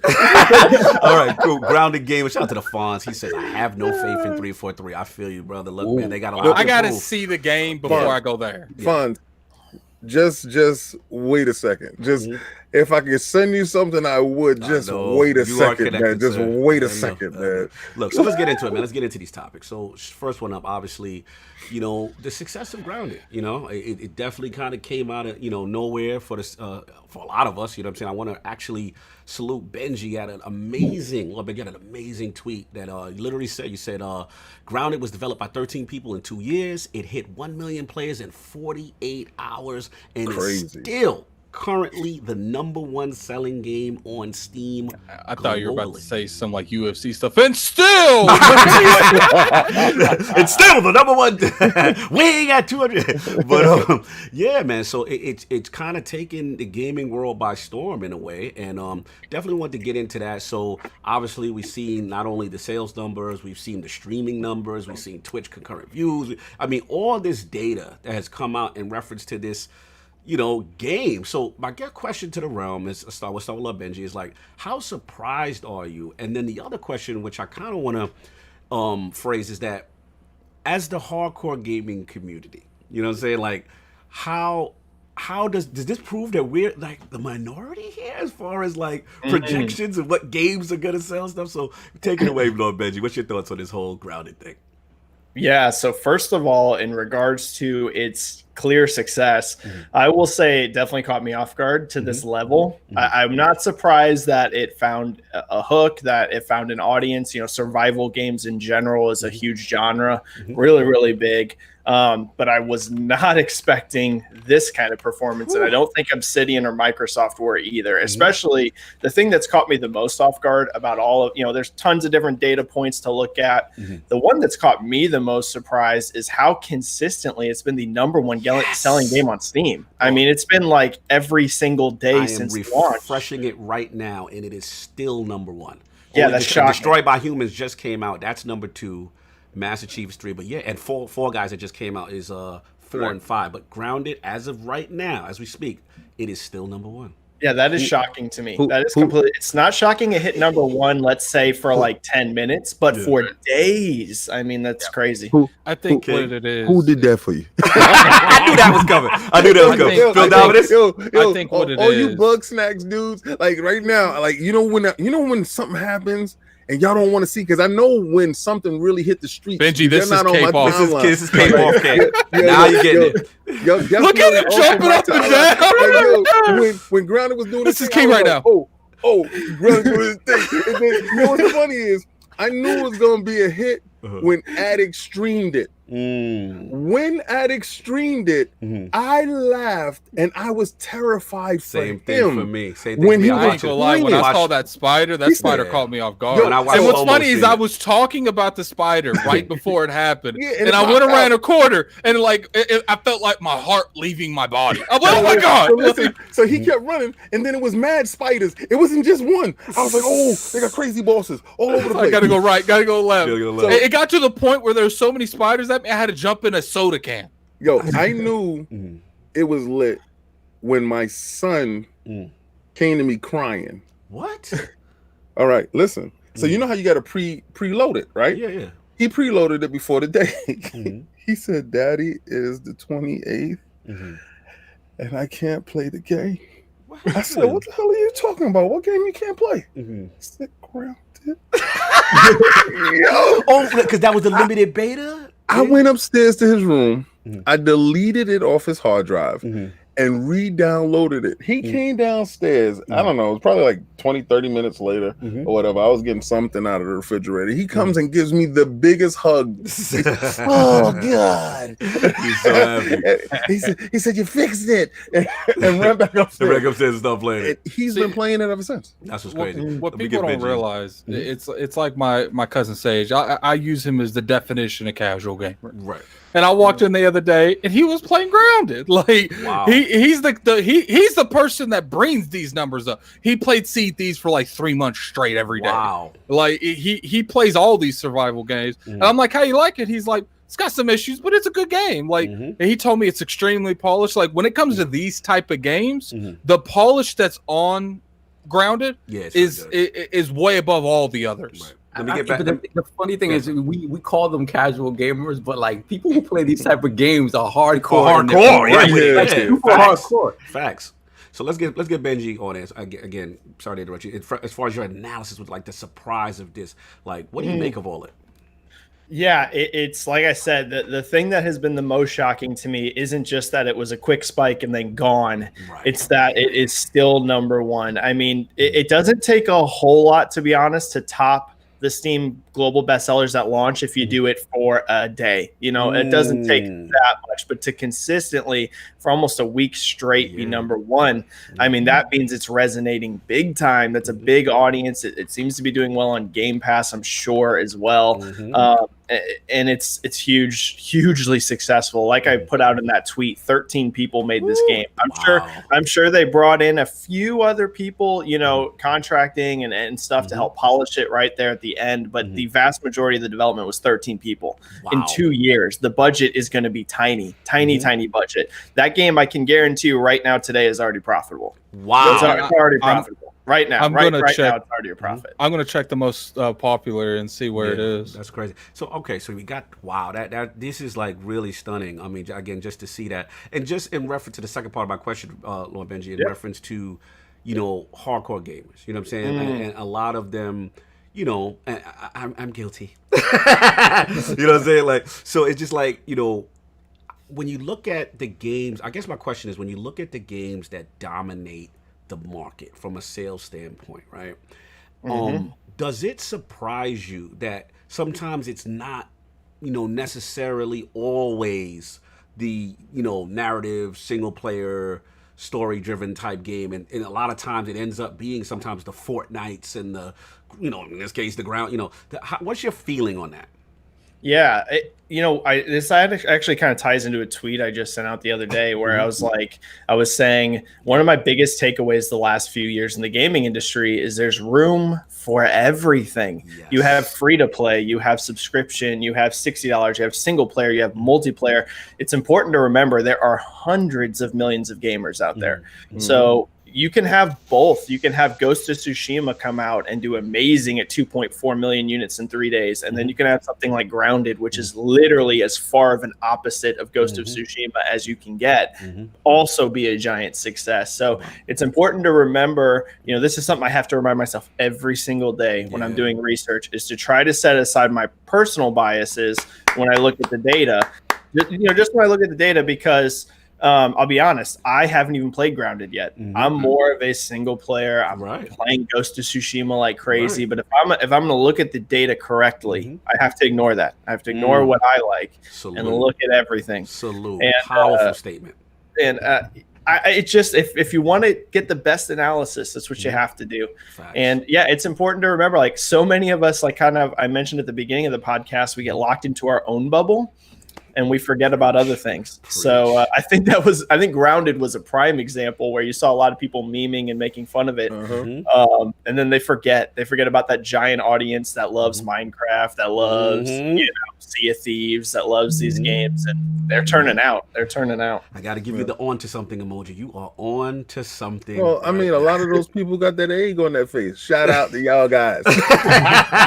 You know what's crazy though? Like, the fact that these games that we don't think's gonna like really surprise people end up always like surprising people. I know I'm gonna say this, and King's go over there and glow. Sea of Thieves. Grounded. It wasn't millions back then. We're not going there. It was millions back then. It was millions, sir. It was not millions back then. It was always millions. It blew up after it went to Steam, but we ain't talking about that. Time. Moving on. Let's get Solvin, because he didn't get his thoughts on this whole thing. First, let's get a Mariano Bompa with the $5 super chat. Some shows ago, you guys mentioned Xbox top game sales were mostly third party. Now look at Steam's top sales on Microsoft Studios. 4 out of the top 10 selling games: Sea of Thieves, Microsoft Flight Simulator, Grounded, and Master Chief Collection. And it's been like that for like a week. For a while. They're having tremendous success on Steam. Shout out to who did that for you. Shout out to my man making moves. Shout out to the Steam people that won't leave Steam for no reason. So they rather buy the game at full price than go and get Game Pass. I love those Steam guys. Thank you. Bill Dominus Maximus, soon to be Aurelius Savage Spencer, has definitely allowed you to play your games wherever you may choose. You know what's funny? It like Phil literally manipulated. Like, he was like, "Look, we gonna give you the option, but it's gonna be an illusion. We know you ain't doing that." Like, Solve your thoughts on this thing, man. Well, okay. To start off with the quality of the game, I didn't really much have doubt in the quality of the game. Since Obsidian became part of Xbox Studios, I have to say, to me, they low key became the GOAT studio for them. Like, they say a lot of people in the back. Say a lot of people. Obsidian knows how to make a game. They know how to make a quality game. They know how to finish the game and put it out in a relatively timely fashion.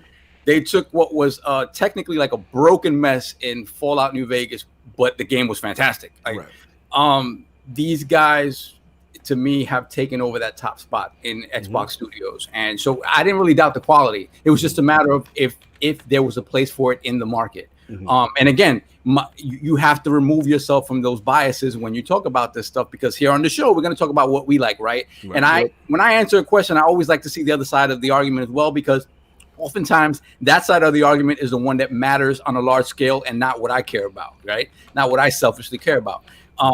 It's just the fact that so many people play these games, and if this type of game, a survival game, is done well, where the minutia of the survival and the sort of collection of resources and stuff like that, if that part is fun, you're gonna have people that gravitate to this sort of game, and you're gonna have people that gravitate to watching this sort of game. Right. So it doesn't surprise me. It doesn't surprise me. What makes me laugh though is, like, you see, you look at Twitter and the naysayers are laughing at it. Oh my God, it's hilarious. This is Microsoft's bag. This is their thing. I get it. At the same time, they're laughing all the way to the bank, and I can't. It's not for me. I will probably never play Grounded. I will probably never play Fortnite. Right. I can't you know what I'm saying? I can't hate on their gangster. Like I can't hate on we can't. Like again, completely. Like I said, Lord Benji said it right. As far as being in our own bubble, taking our own personal biases out of it, and looking at the data, looking at the trends. Let me jump in real quick because this is a fun topic, and I gotta say, shout out to the Lords of Obsidian. And what's funny is they were my favorite acquisition, and I doubted them.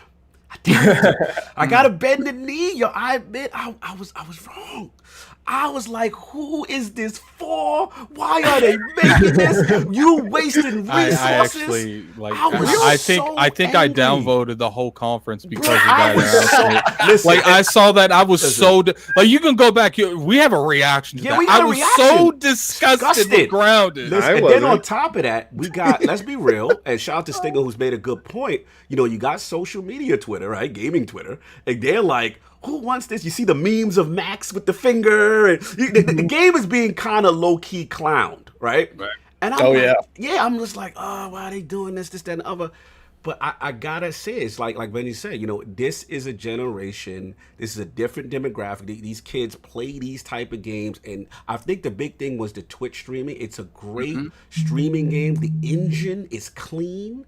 It's polished, you know what I'm saying? I like even the menu, very Outer Worldsy. I definitely like the feel, but it also, to me, solidified Obsidian as the Midas touch. Like as far as whatever they touch goes to go. What happened, kid? I'm reading Cat Daddy's joint. Okay. No doubt. We get Cat.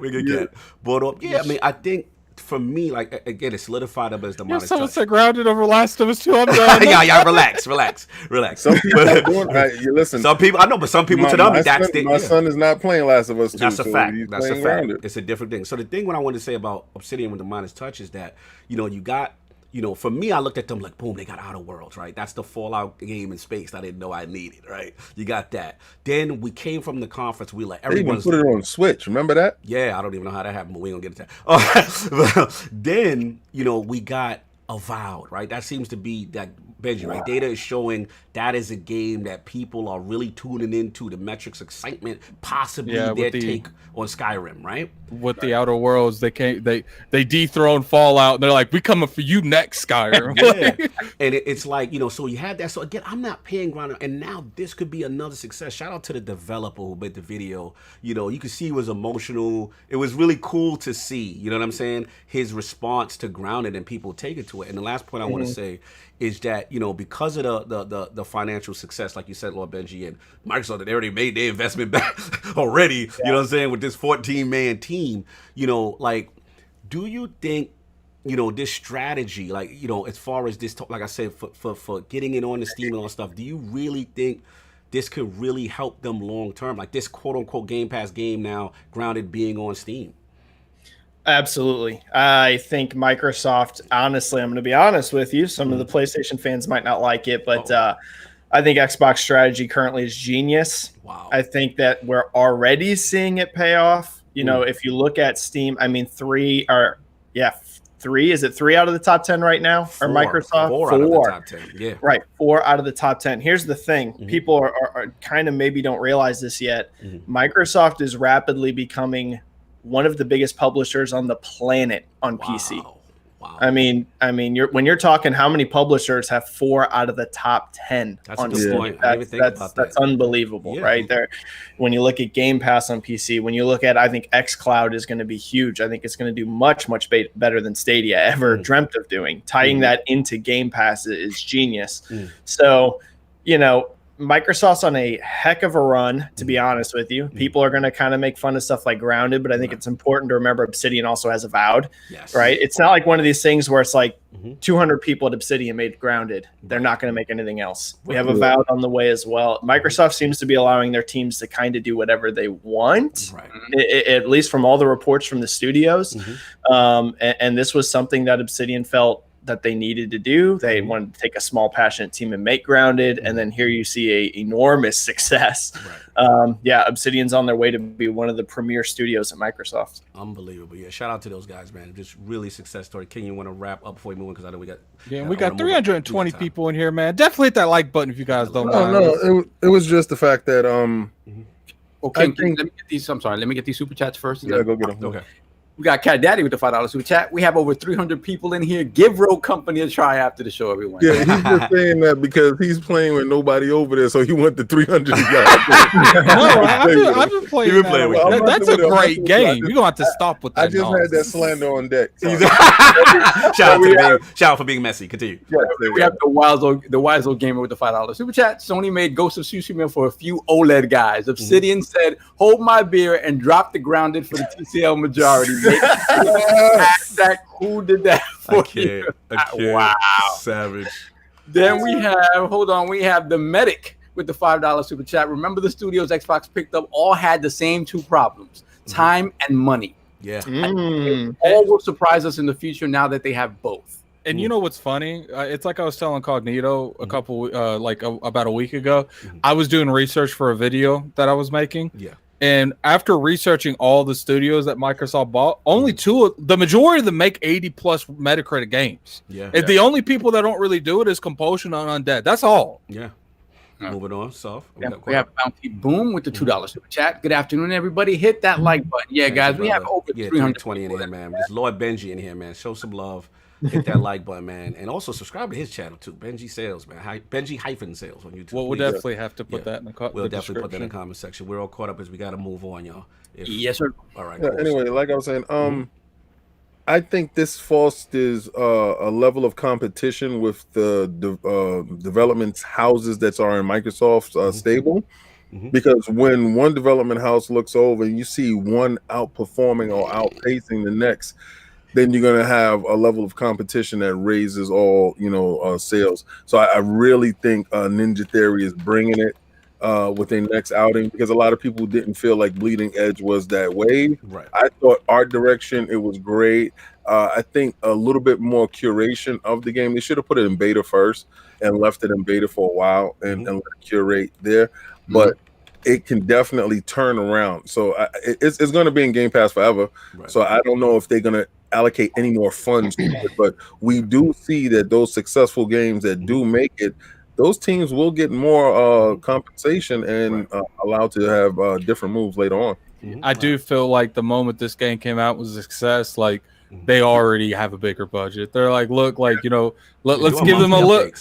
Let's cut them a little check. Let them hire a couple people. Let's do some updates on this game. Because clearly it's. I think it's not going to be the same level that Ghost was to Sony, but I think it's one of those things that happen and feels like, yo, that's working. Yeah, people feeling that grounded. Yeah, like you never know. Saul, we caught up. Yeah, we got Cat Daddy with the $5 super chat. Wait a minute. I don't know if I still have sleep in my eyes, the lighting on his camera, but Saul's looking like a brother right now. It's off camera. He's doing this at 4K 120, y'all. Puerto Rico, baby. Puerto Rico, baby. He making baby. He's making us look so bad that me and Cog over here like, man, we're gonna have to upgrade this stuff. Look, we gotta move. Time. We gotta move on, man. We got limited time, man. We gotta get to move on. So look, let's get into the next topic. And Solve, man, I mean, it's a lot of announcements on your topic. It was initially for Halo Infinite. So and I do want to throw something in there real quick before you go, Solve. It looks like this is, I don't know if this is fresh off the press, but it looks like in the Halo Infinite store, one of the things listed under is Battle Royale. I think that just showed up. Yeah, they translated it. I told you, something like that. I told you. I want those things right now. Put the knees in the box. So let's break this up, because when I first came up with this question, it was before the multiplayer stuff, the free-to-play stuff came out. Right. So we'll do that second. So the first part of the question was something that I specifically wanted to really ask Benji. Benji, what do you feel about the Halo franchise proper becoming a platform? Right, with this 10-year plan now for Halo Infinite, it looks like they're largely going to do the same thing with Forza. Right? Do you think the rest of the pillar franchises follow suit? Do you think this is something is a positive thing for the franchises? Will there be some pushback from the community?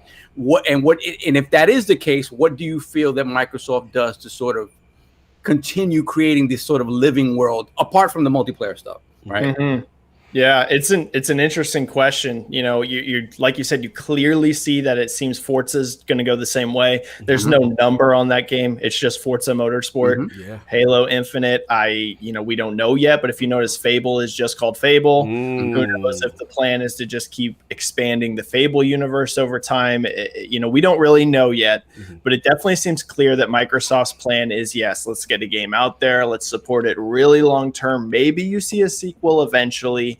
But for a really long time, we're going to do this. I think it makes sense with Game Pass specifically because you're having a huge amount of people that are accessing your game.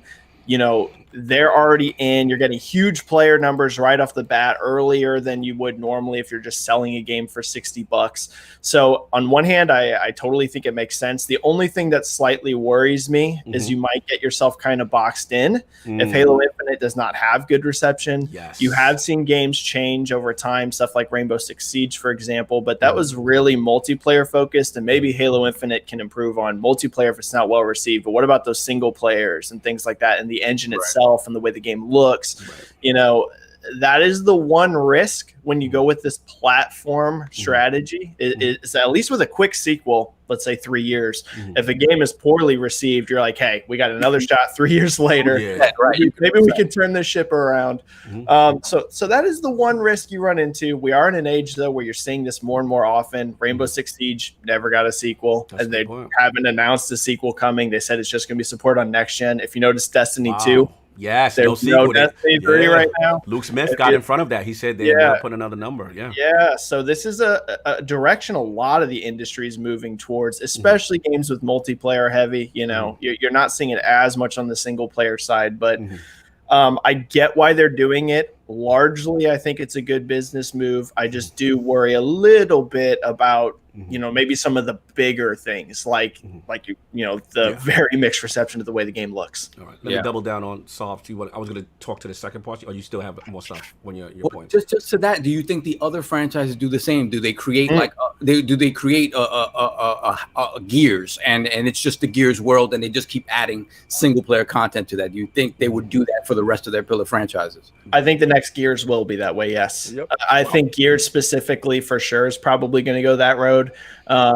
I don't think it's necessarily a for sure thing with every franchise, you know, especially something probably like Avowed, which I'm guessing is single player only. We don't know. Maybe that has a large multiplayer component, but my hunch from Obsidian's previous stuff, like the Outer Worlds, and, you know, Fallout, New Vegas, and things like that, I'm guessing that's pretty much single player. So you probably will see as just direct sequel to that if it's received well. So I think it's kind of going to be a case by case scenario. But I'd say games that have like big multiplayer components like Gears, I think Gears will just be a platform moving forward, and Halo, and you know that type of stuff for sure. Forza Horizon, I bet Forza Horizon is just going to be a platform. I got that feeling.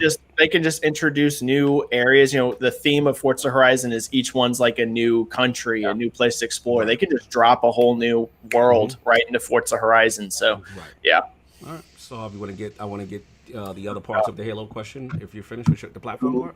Well, let me get these. Super chats. Yeah. We have R&B3 with the $5 super chat. Addict, I need answers. Your energy went from excited child to an angry teen soon as the ponies got in your ear about Halo. What's real anymore? Box. He's out of control. Okay, I'll answer that for you. It was the reveal. Okay, fair enough. What else? Any other super chat, sir? Yeah, we have BitCloud Gaming with the $10 super chat. Salute to the Iron Lords. Much love, family. What up, Benji? Good to see you on here. Awesome. Salute, man. BitCloud, you already know we're going to get you in the room, too. We all caught up?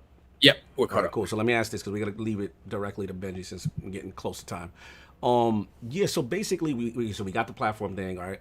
Then 343, they actually jumped at a huge announcement, right? Multiplayer, free to play, and on top of that, 120 frames per second multiplayer. So your thoughts on this, and is this the death knell for Xbox Live Gold? And then another thing, Benji, why didn't Microsoft announce this on the 23rd? Probably leaked, but go ahead, Benji. Yeah. Okay. So first, I'm going to really quick touch on why I think it wasn't announced there, because that's probably the quickest answer. because we didn't see any multiplayer yet, and I suspect we're going to see it probably here in August. So I think that announcement was going to come pretty quickly afterwards anyways, and they were going to show the multiplayer and just do it as one big thing. I don't think the plan was for this to be announced. I agree.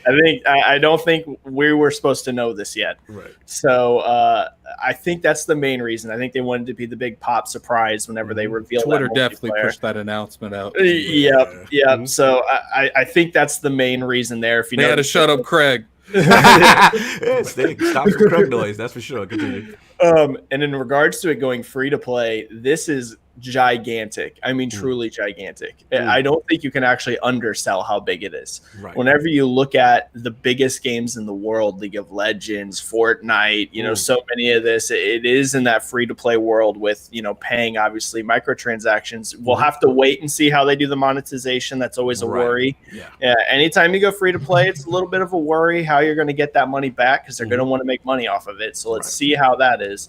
But, you know, I was already projecting Halo Infinite to set a new all-time record for the Xbox first party for players at launch. I was already expecting that before the free-to-play announcement because you have PC day one, you have Xbox One day one, you have Xbox Series X, you have Game Pass. This game is prime positioned for an enormous player base at launch. So I was already expecting that. Now with it being free-to-play, I mean, it's going to completely obliterate the current record for Xbox first party. It's not even going to be close because, I mean, when Destiny 2 went up on Steam, let's just mention Destiny 2. Whenever Destiny 2 went free to play on Steam for the base to start off, I mean, that peaked at over 200,000 concurrent on just Steam. That was just Steam, not counting any other platforms. Halo could easily do 200,000 plus on Steam. It could do 300,000. Who knows? Shout out to Xbox Live going down that day. I know. I almost responded to the Halo tweet that announced that. I was like, I hope your server crew is ready. Yeah, and I hope they do a beta for this multiplayer.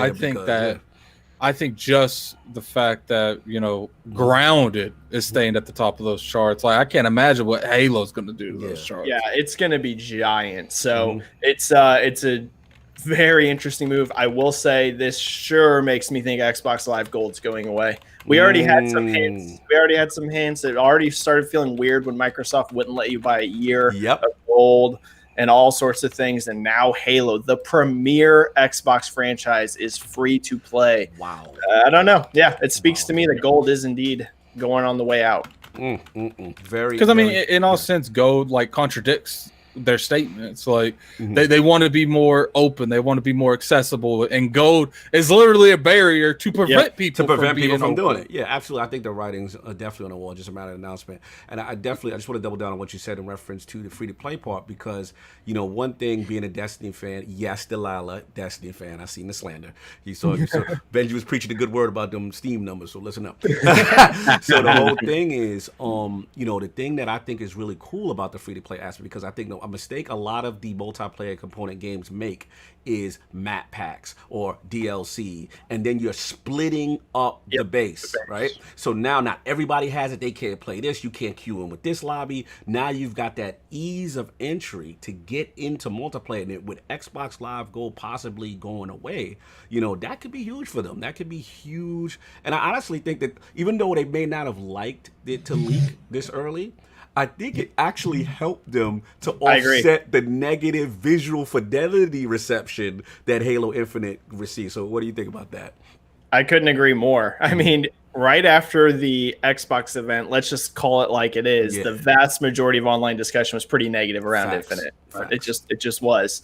And now all of a sudden I've seen like a complete flip around to a ton of excitement about being able to access this free to play. Now, keep in mind, that doesn't, you know, get rid of people's complaints. That doesn't mean like, 343 is just totally off the hook for. They just feel like they don't got to pay for that multiplayer, so it's okay. Right? Yeah, it's just it did in a lot of ways change the narrative around what's going on with that game. So you know, maybe they didn't want it to leak, but I think it probably was a good thing, as crazy as that is to say. Yeah. So yeah, I agree. I think it's probably turned around a lot of the discussion on that game. Fair enough. King Addict, you want to get your bars up before we move on to the next topic? Got 15 minutes. I mean, when it comes to the free to play thing, I mean, let's just be real here. They can't compete with Fortnite. Right. They can't compete with Warzone. Right. They can't compete with whatever other ones that's out there. I mean, I know what's that other game? The other one that's like Destiny. Warframe. They can't compete with Warframe. Right. Destiny is in a lot of ways free to play. Yeah. So it's just like, look, like at the end of the day, like I think that Call of Duty is going to take a similar approach, not necessarily make it free to play, but it's just like, unless you're a huge, like the Call of Duty, and it's like I said, I don't even know if they're exempt from it. You cannot compete in this market unless you're free to play, because the thing is, you want an open door. You don't want a door with a bouncer at it. Right. Like you want to just be able to walk in. Like you don't want to come up to the big where that ticket at. How to get it. I mean, especially when they're the only Xbox, Microsoft's the only platform where you technically got to pay just to play Fortnite free to play. So this is another reason why that barrier for gold has to go. Let me get King, man. I know you could. I remember when I was being raked over the coals, and Attic was like, "They will never do it. Don't you touch my Halo. You move away from my Halo. Don't you make my Halo." Right. And I sat there and I told you, Phil Dominus Maximus, soon to be a really. No, I mean, you were right. See, the thing is, though, is to that level. The thing, you ain't jumping in here, bro. Are you gonna let me talk? You just gonna slam? You know why? You know why I'm gonna keep talking, because I let you talk. Man, you can't say some nonsense like that and not expect. You got the rebuttal. You got the rebuttal, Addict. I got you at the rebuttal. That at the end, bro. Anyway, like I was saying, time. That was nice. Actually, I really like that. All right, I really do. That was nice. I really do. That was smooth. He's good with it. Nice. I like that. Anyway, it doesn't matter. Your knees are mine. I got more knees. I got extra knees now. Talk your talk, King. This is your coronation. Come on. It's the fact that I told you people, and y'all keep on acting like I got some tinfoil hat on, and I told you where it was going, how it was gonna get there. When I saw free to play, I said, "Ha ha!" And I text messaged somebody, and I said, "What I told you." And then when that happened, all I said to myself quietly while I prayed to the Xbox guy, right? Very quietly to myself, I was like, "Please, Xbox gods, right? The battle royale at the end of this." You wanted that battle royale, and when they did it, you done. It is still rumor and speculation, but right now you are looking good. You're looking good right now. They want that Warzone smoke, and anytime you can have a bunch of little Master Chiefs running around throwing grenades and using pistols, and you're going to get that winner chicken dinner. Yeah. I told that's going to be the juggernaut to battle Fortnite. No doubt. Addict, 1 minute rebuttal, and we got to move on. Look, man, it's like I said, at the end of the day, will I admit that you was right about this whole games as a service? Yes. You were right in the context that they're going that direction, but I'm still not been proven wrong that it could be a bad direction. We have to see the game come out. Thank you. I appreciate that was my whole thing. I don't mind if they go with the games as a service. King is very happy you said that. I just don't want it attacking the foundation. Let me talk. Sorry. You're right. Go ahead. King, your interrupts per second are high. Continue. Sorry. Man, I'm gonna call time on myself. Let's just go. Okay. You done? All right, cool. We got last topic. We got. I did soft catch us up. Let me just end real quick saying, because we've been talking about bubbles real quick, right? And my bubble, I've always said I want Halo to be up at the upper echelon again, right? Right. And sometimes in your bubble, you don't realize how that needs to be achieved, right? Right. And the one thing we've talked about is, okay, Halo in and of itself, on the Xbox platform, it hasn't been at that top echelon, right? So how do you do that, right? You put it out in a way that the entire world can experience it with no barrier. And I didn't even think about really the free-to-play stuff. I was like, nah, that's not happening, whatever. So I may not agree with how the game looks or whatever. I hope it plays fantastically. But in every aspect of what they're doing with Halo, they're shooting for it. They're shooting to make it, put it up here with everything else. Right. It's just a matter of whether the execution is there and they get it done. But I have to say that with this free-to-play thing, they're going for it, and I can't be mad at them. Can't be mad at that. Absolutely. I can't be mad at them for that. All right. So let's catch up on these super chats before we move on. We have Adam with the $5 super chat. Would y'all be okay if Xbox did one massive game in the way The Witcher 3 did with a long game and a few massive expansions over a 3-year plan? See, but would you guys consider that as a games with the service? Like, I don't consider that a games with the service. No. I consider that making a powerful base game and then building on to the game afterwards, but with the intentions of making another game. Like, I mean, but I'm gonna tell you this: I would, if The Witcher is the standard, right? If you're looking at it sort of like that, I would love for Halo Infinite, the base, to be that, right? And they expand on it story wise with the quality and length of Witcher stuff. Yeah, I'm in. When Lord Benji tried to like push the narrative a little bit that Fable might be against the service, I almost just left the podcast.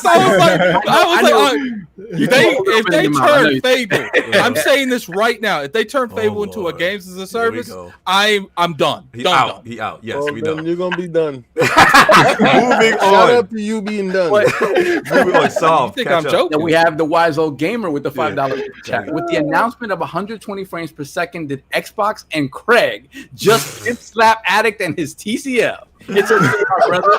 The pain is real. Savage. Look, man, I like my TCL. You don't have to get off my back with that TCL. All right, final topic. 6 minutes time. We gotta move on, man. Last thing. This is King's topic. EA, man, are they creeping? What's going on, bro? All right. Well, so it comes to find out that EA. Are you gonna set it up or? I could set it up. Okay. So pretty much like obviously we know.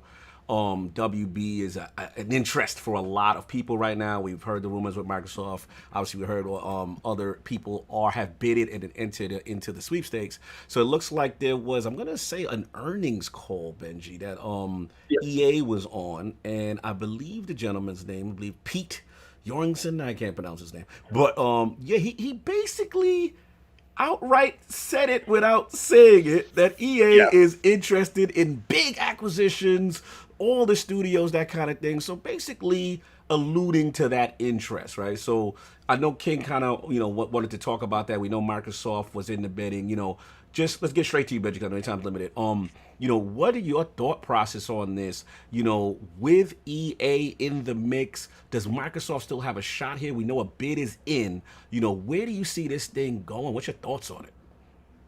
Yeah, it's going to be very interesting to see how this plays out. One thing I can say is that behind the scenes, companies are looking at buying each other all the time. Right. All the time. Bethesda at one point has been up for sale. This kind of thing happens all the time in terms of people are looking at possibly ways to acquire each other. It's very, very common. That said, this one has a lot more smoke than the other ones, specifically because we've had very reliable rumors and reports for a while, but now, like you said, EA essentially outright confirmed WBGames is up for sale without saying the name. Wow. They said, we're looking for big acquisitions. We're as interested as ever. EA was one of the companies that was reportedly trying to buy WB along with Activision and Microsoft. Microsoft definitely still has a shot at this for sure. I think it's going to be a question of what is the licensing agreements on with these? Those IPs, Yeah, that's going to very much affect the price that they're going to be able to get for WB. If it's just the studios, it's going to be hard to get a super high price tag because we do have some amazing studios here. We have Rocksteady, we have NetherRealm. We do have some very good studios, but what makes them valuable really is the IP that they work on. So I would say that factors in. Is there licensing agreements at all? Is it strictly just the studios? It's going to be interesting. Microsoft has the capital. They can outbid everyone if they want. It's all about if they really feel it's worth the purchase. Microsoft, we know, is not done making acquisitions. Phil Spencer himself has outright confirmed this, along with Matt Booty. So I would say Microsoft is for sure still in the running. If I had to make a prediction, though, I think it's going to go to EA or Activision. And now here's the question. Let me double up. Okay. Because of that, what makes you lean? Do you think it's because WB's asking price is too high, or maybe the legalese with the fact that Microsoft may want those Batmans, those specific IPs? Lord of the Rings is tied to this stuff. There's a lot of legalese contractually that has to be figured. Would it be one of those situations? Do you think that Microsoft just say, this might be too much? They may be asking too much and not giving us exactly what we want? Yeah, I think it's mostly probably price. Microsoft, people will bring up the Minecraft purchase and say, look at how much Microsoft paid for Minecraft. Why wouldn't they pay for WB? The key there is Microsoft acquired the Minecraft IP. Right. They got, point. Yeah, you know what I mean? So if you're buying, the rumor is billions of dollars for WBGames, and you're getting no IP with it, maybe Mortal Kombat, but almost nothing else. It's a gigantic price tag. I mean, it's really big. It doesn't make it impossible that they do this, but I have a feeling someone like EA or Activision will be fine with buying that for a cheaper price, not getting the licensing rights, but still being able to work on those IP by working with WB. I think Microsoft would want more exclusive rights. Right. Whereas someone like EA and Activision, they can buy for cheaper, work out a licensing deal on top of it, and make their games multi-platform. Question. So, there you go. That's my thought. Obviously, the rumored price is $4.5 billion or something around that line. So, no, it was $3 billion. Well, whatever. Okay, so 3.5 or 3 billion. Like, that's a lot of, like, to me, that feels like that's licensing with it, because like that's a lot of money. It's not. Like when it comes to, they bought Playground for $400 million. Like, and that was a high tier studio that makes highly critical games. Like, if you look at it from like just the studios that this company's made, I know they make a lot of they have a lot of studios. They have the people that make the Lego games, and like a bunch of studios make those games. But besides that, like, I think Rocksteady would be the most expensive studio, because at the end of the day, like, these studios don't come with IPs besides maybe Mortal Kombat. And like, how much could Mortal Kombat really like cost? Like, I think quite a bit. Like, when it comes to movies, when it comes to, that's what I'm saying. Like, when it comes to Microsoft, they don't initially, if they make big acquisitions like this, it's mainly for multiple revenues and not just one. Like, they would make stuff like this because if they did get their hands on the Mortal Kombat thing, they would license it out, let people make movies. Like, they would make a different adds of revenue to make that money back quicker. It's just like when you're in like the billions, like $3 billion, that's more than they spent on Minecraft. It's a lot. It's a lot. King, I want to get your bars off. All right. So when I was on Breakfast with Boom this week on Friday, Luke said something that was very key. The sale is incorporating the publishing arm. Microsoft doesn't need a publishing arm. And if WB is being sticklers to I don't think anyone would need the publishing arm, to be honest with you. It will help EA. That's why I think Sir Benji, Lord Benjamin Sales, he's on to something, because in that avenue, that helps EA more than it helps Microsoft if it's a package deal. Now, I believe Microsoft is trying to strip away of some of the components that they don't need from it. They just need the talent. Right, the licensees will go up for bid after the fact. This is where AT&T makes their money. They don't make the money off the initial sales of the talent being sold. They make the money off of the licensees being licensed out afterwards, because after you purchase the talent, now you have to shift through all the licenses that they're comfortable with, that they've been doing, that these studios that showed you they can do a proven commodity that you will put in their hands because they know that license so well. So I don't believe that the problem necessarily is the acquisitions of the developers. I believe it's the publishing arm that's holding Microsoft's hand in that avenue, and I think EA will be more adapt to purchasing them with the publishing arm opposed to Microsoft. Benji, so let me ask you a question real quick, King. Yes. Do you think that it's possible Microsoft might try to negotiate? Because I think all Microsoft obviously they're heavily investing into Game Pass, and I think, if they buy that studio, I think games like the Legos, those are going to be multiplied, obviously. I don't think those are ever going to change. I just think they'll be day and day in Game Pass. And I think that would be huge in general. Like, do you think that Microsoft might consider buying it just for the studios and that's all? Yes.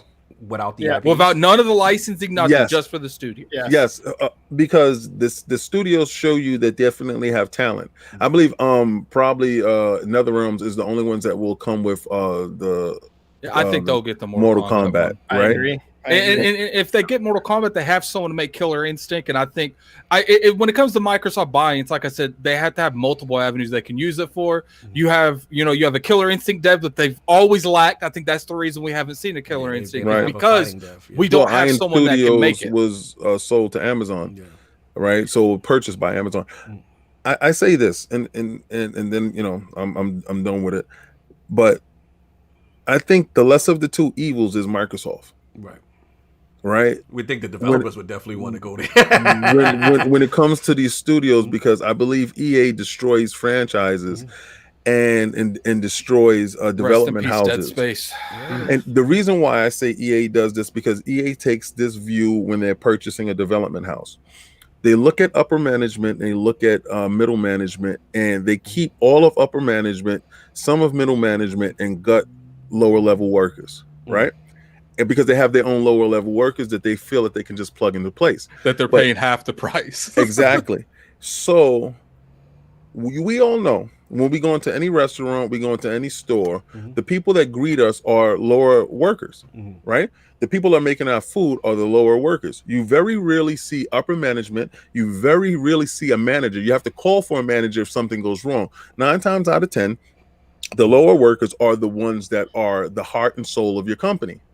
They are the actual word of mouth, right? So they make up the bulk of whatever games and stuff that you're getting forward. When you gut that out of a development house, you lose the soul. So a lot of games that you see being made by EA after they acquired a company, it's because they gutted out the soul of the company. So the game no longer reflects what it used to be. So I feel that they like are BioWare in a sense. Like it's totally terrible. So I believe Microsoft keeps them intact, and they understand that the heart and soul is the common worker.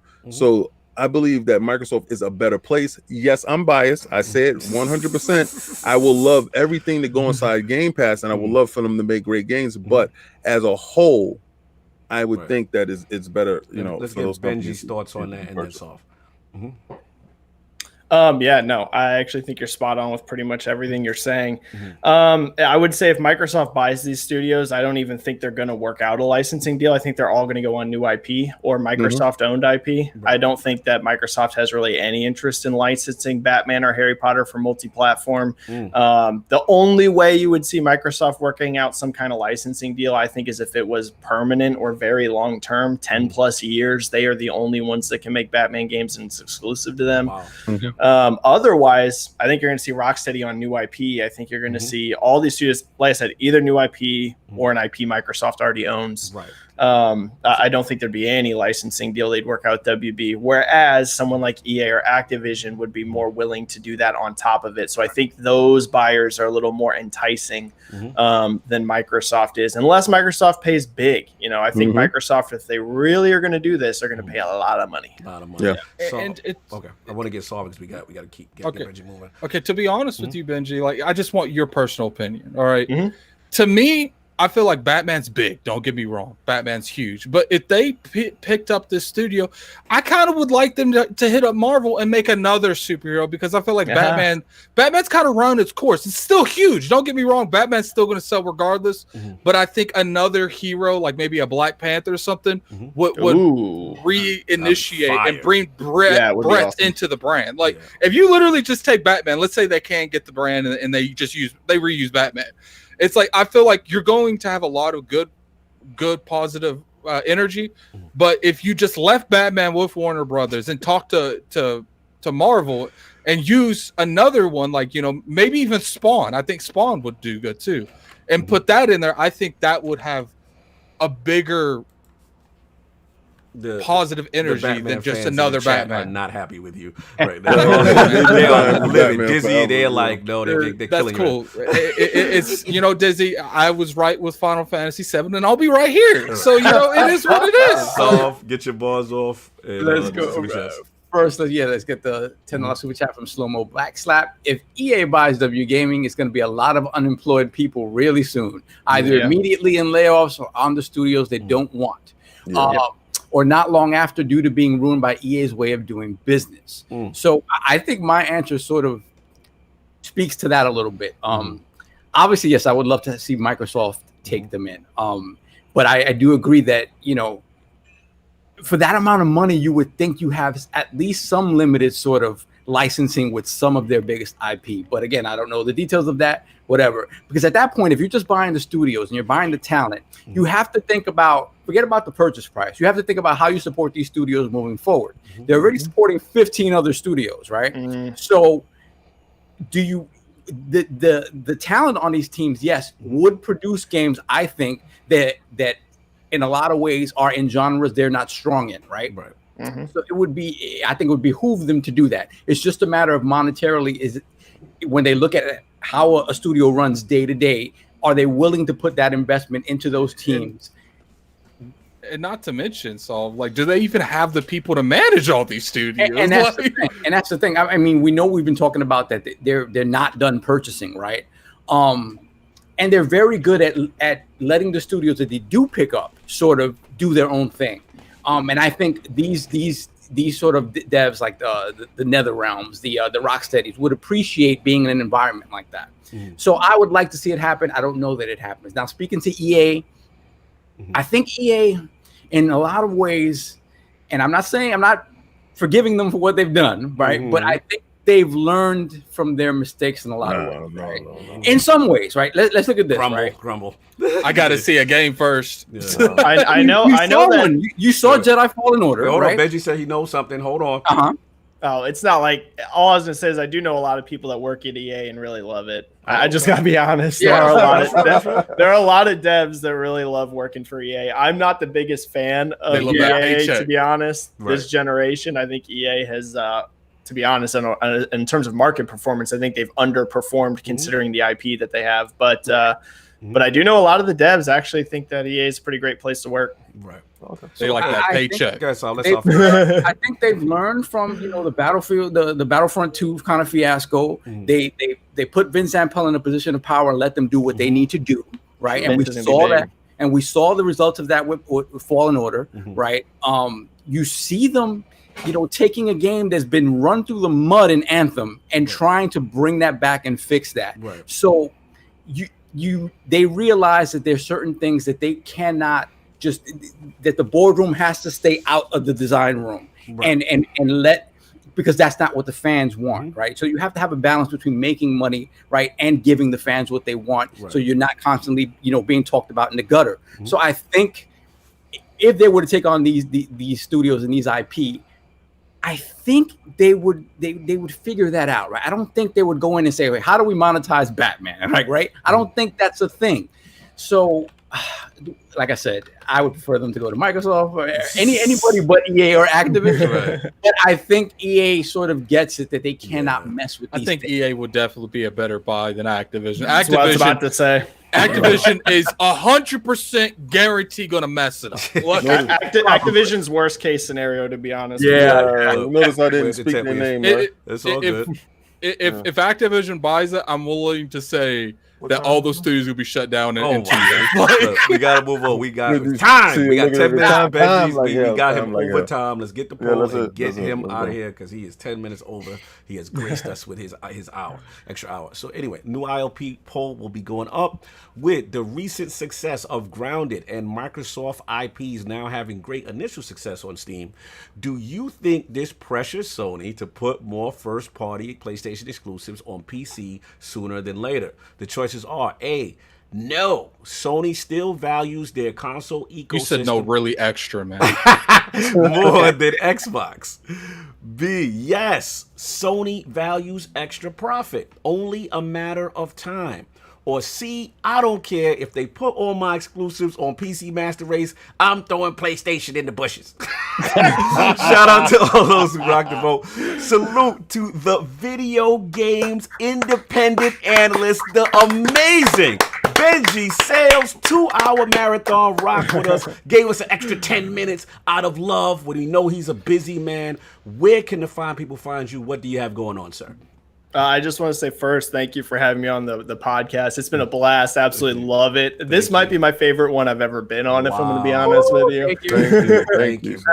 You guys are amazing. The community seems funny and in tune with the jokes. I love it. Thank you, brother. Yeah, so you can find me really two places. On Twitter, I'm at Benji Sales. I do a lot of my time on Twitter talking about the video game industry, specifically sales and business and metrics, but I also just talk about games in general as well. The other place is going to be my YouTube channel, which is just Benji Sales on YouTube. We're close to 2,000 subscribers there. We're close. Yo, I got to toot the horn for you. If y'all are not subscribed to Benji Sales right now, again, put the YouTube. Thank you, Addict. Benji Sales. Put it up. Click that button. Let's get this man to 2K. The birthday's coming up. You. We got to get that exact birthday. Get him to 2K. This is one of the coolest guys on Twitter. Extremely informative. We definitely don't, try to send our people over to someone that we wouldn't watch. I watch every time this man goes live. It's a very entertaining stream. Yeah. He interacts with his chat. So definitely go over there and subscribe. Yeah, super humble, straight informative, no bias, just telling what he sees based on the trends and analysis. Dude, keep doing the show. Thank you for coming around. We got to bring you back. Thank you. Man. I loved it. You are amazing. Yeah, right after we get the metrics on these sales. Definitely got to bring you back, man. Thank you again for all your time. If you got to head out right now, we understand. We'll do our outros. And, awesome. Yeah, I'm going to head out. Thanks, everyone. Thanks, guys. Enjoy your Sunday, brother. Thank you. Thank you, man. Much love. And, of course, Lord Addict, the unofficial timekeeper for Lord King on deck. Where can people find you? What you got going on with these hot videos, man? You know what, King? You have a fraud alert. I'm going to get a clock. We need a time. I think we're going to need a time. Get a clock.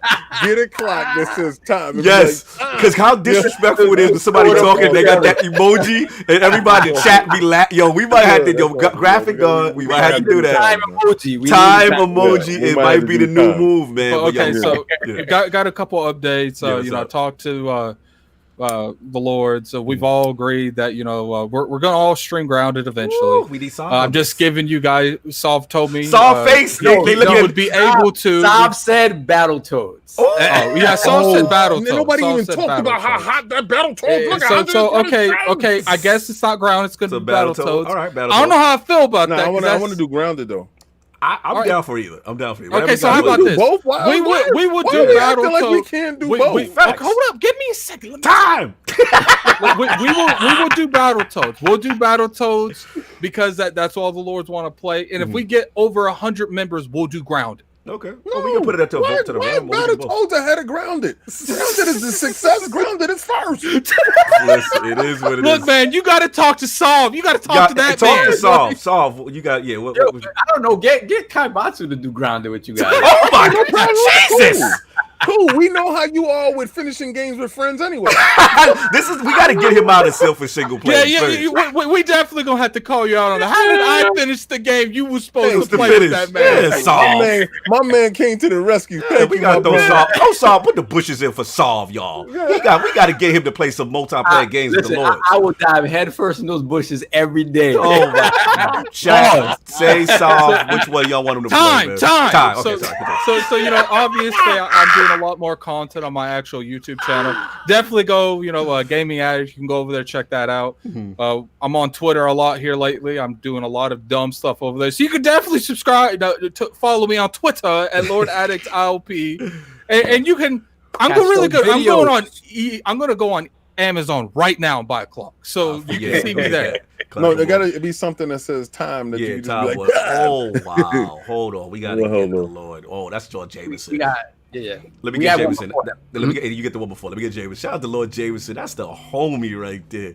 Always miss you guys live. Just wanted to pop in and say, keep up the great work. Let's get the likes over 200. No doubt, man. Salute. Merc plays on Twitch, brother. I see you. Merc, what's going on? Go ahead, Solve. Yeah, we have gamers play with the $2 super chat, just making my presence known. # Game On Players. Yeah, actually, we do have one super chat we missed from last week, so let me get that in right now. Okay. Shout out to the wise old gamer with the $5 super chat. All I want to know is if my uncle can play Spider-Man Miles Morales on his TCL through his cataracts. Yo, the TCL I would have to say nay, sir. It's legendary. So y'all caught up. You got the law card, man. You don't need a 4K TV. Lord, solve. Where can the people find your non-multiplayer game self? Yes, sir. First of all, I want to say shout out to Benji, man. Benji, listen, awesome. I'm going to tell you this. For the longest time in the gaming space, there were two names you think of when you think about analysts, right? Yeah. You think about Michael Pachter and you think about Matt Piscatella. Facts. Benji Sales is with those guys. Yeah, he's in that breath. He's in that category. He is in that bracket. He's in that category. Young dude works really hard to just to get that information out there. Just does it for himself with whatever connections he's created throughout his years. That's not an easy thing to do when you don't have an organization behind you. And let me just interrupt real quick.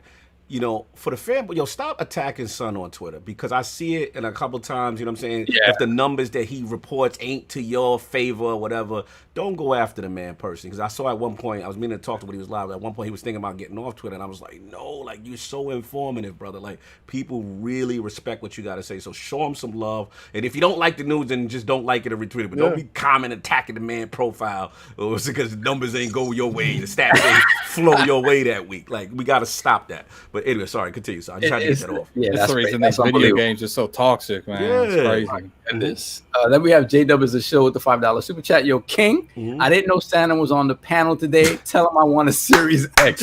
Yo, he wildin'. Wow. J-Dub he wildin' right now. We're gonna let you live. I'll let King get you. So yeah, as you can see, I'm being shamed into playing Grounded, so I may have to do that. Yes. Get King to get Solve to play multiplayer game. Let's get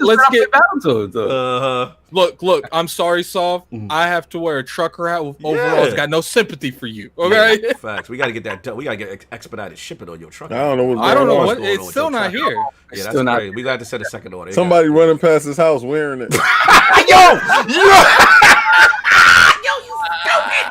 You somebody in the hood got an ILP trucker. Yo, you stole his man. First off, I don't live in the hood. Excuse me. Anyway, finish your buzz. Lord King on his best behavior for a whole hour, and then all hell broke loose. Time. Let's end it. No, I'm joking. Had to be on my best behavior. But the Just for Men is about to happen right after this. It was a great show. I love exactly. I don't know why I always call him Sir Benjamin. Yeah. So because it feels more lordly. It's very more lordly. Yes. You know, because your dog. Your dog too. Yeah. That's true. Sir Benjamin. Yeah, that is true. And it was like a Freudian slip. Yeah. But I appreciate what he brings to that space because each one of them are completely different in how they attack a situation. Facts. And he is like our generation and of you guys' generation, but he attacks it without the fanboy part. Yeah. And it's refreshing to see. Like he said, he has to separate himself from his what he wants, and has to read the numbers for what they are. Sometimes you might not want to hear it, and sometimes it's a hard pill to swallow. But this week I have some statue racks coming in, and I'm finishing up the back room today, so they'll be in today. That's why you didn't see anything new this week, because I was also ordering some Maji cases. So the King heavily invested in Maji cases. He's trying to get me. I ain't gonna talk about I saw the price on one Maji case and was like, "You're out of your mind." Exactly. But soon you're gonna see the whole display. Everything change. Everything is gonna be completely different. But please go to lordsofgaming.net and make sure that you get a chance to see exactly what everybody's doing. It seems like they're putting up articles by the minute. Oh, they're killing it. Yeah, because my phone is on alerts for them, so sometimes I just jump in and I read an article, which is really crazy. But if you didn't see The Last Word, please go and watch The Last Word with LordCognito and Ibonto. They had Game & Forte on. It's a segment that you're gonna get to. Well, they literally had the trilogy. They had a hunter, a warlock, and a titan. That's a fact. But and he's fed up, and he takes their argument and he reverses it and he puts it on them, and they can't wiggle free from it, and he leaves it on their back just like that, and it's absolutely funny. I think I'm gonna go watch it again right now. I think I'm doing it like hyperbole. No, I am. know, you watch. But it's funny.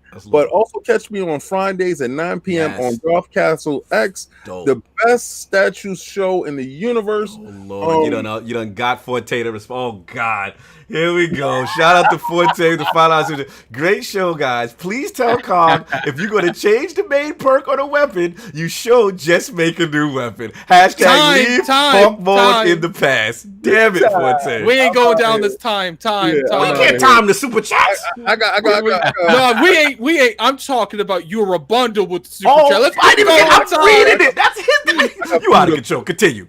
Oh, hold on. We got a $10 super chat from Game Over Brian. Let King know TCL gang and chat. They pulled on you, man. He put his $10 on that. He put his $10 on that TCL King. You definitely could have put that 10 on an OLED. Yo, TCL gang repping. Be proud for a little bit, but we gonna come get you our next gen though. I'll see what happens when the next gen start. Your TV don't work. You already know, kid. Got your balls off. You good? Oh, I'm done, man. I'm done. No, yo, shout again. Salute to the chat, man. 300 y'all still in here. We on the damn outro, man. This is so much love. Salute to Lord Benji Sales, man. The analyst. We'll bring him back. I got a whole day ahead of me. Yeah, it's kind of fun at 11 o'clock. I ain't gonna front at it, kid. Come on. Ladies, smiling. We kind of got the rest of the day. Yo, football season coming back. Attic, you with me? This is all I have to say about that. I'm done. This man put his mask down. I can't with his mask. Talk so I can see the mask. Nah, what's up, man? I don't see that nonsense, man. I don't see that. That man won't go back to sleep, y'all. Look, salute to the chat. Y'all already know what time it is. Hopefully, we have actually a fun weekend planned next weekend. I don't want to spoil it too much, but it'll be one of our, a cool thing we got going on with the Lords and hopefully another entity. So stay tuned for next week, everybody. Enjoy your Sunday. We're going to leave you with this little promo from King, and we'll catch y'all 11 a.m., but we should go back to 1 p.m. So that Attic can get some sleep. Anyway, enjoy your Sunday. We out of here. Peace. Hi, I'm Lord King David of Iron Lords Podcast. And we're bringing to you an exciting new giveaway. This giveaway is like none other. We'll be giving away an Xbox Series X. That's right, you heard me right. The brand new console launching from Microsoft this year. Well, this is how you're able to be part of that giveaway. There's 2 ways to get your name thrown in the hat for the raffle. 1, become a member of the realm. That's hit that join button, hit that join button. You hit that join button down at the bottom and you can become a member. And also, another way is by becoming a Patreon member. So you can be part of the realm as well. Now, this is brought to you by Cat Daddy Fat Stacks, a member and Lord of the Realm, a very generous person that's in our community. And this community is beautiful. So remember, you can have 1 entry by hitting that join button and becoming a member of the realm. And also, you can have another entry by being a Patreon. Now, you said, King, what if I'm a member of both? Well, your name gets thrown in the hat 2 times. So please, like, follow, and subscribe. Join, or become a Patreon member, or become both. And your name is in the hat to get that Xbox Series X. That's the Who Did That For You sweepstakes. This is wonderful. This is something that I'm sure that you will enjoy. Oh, man.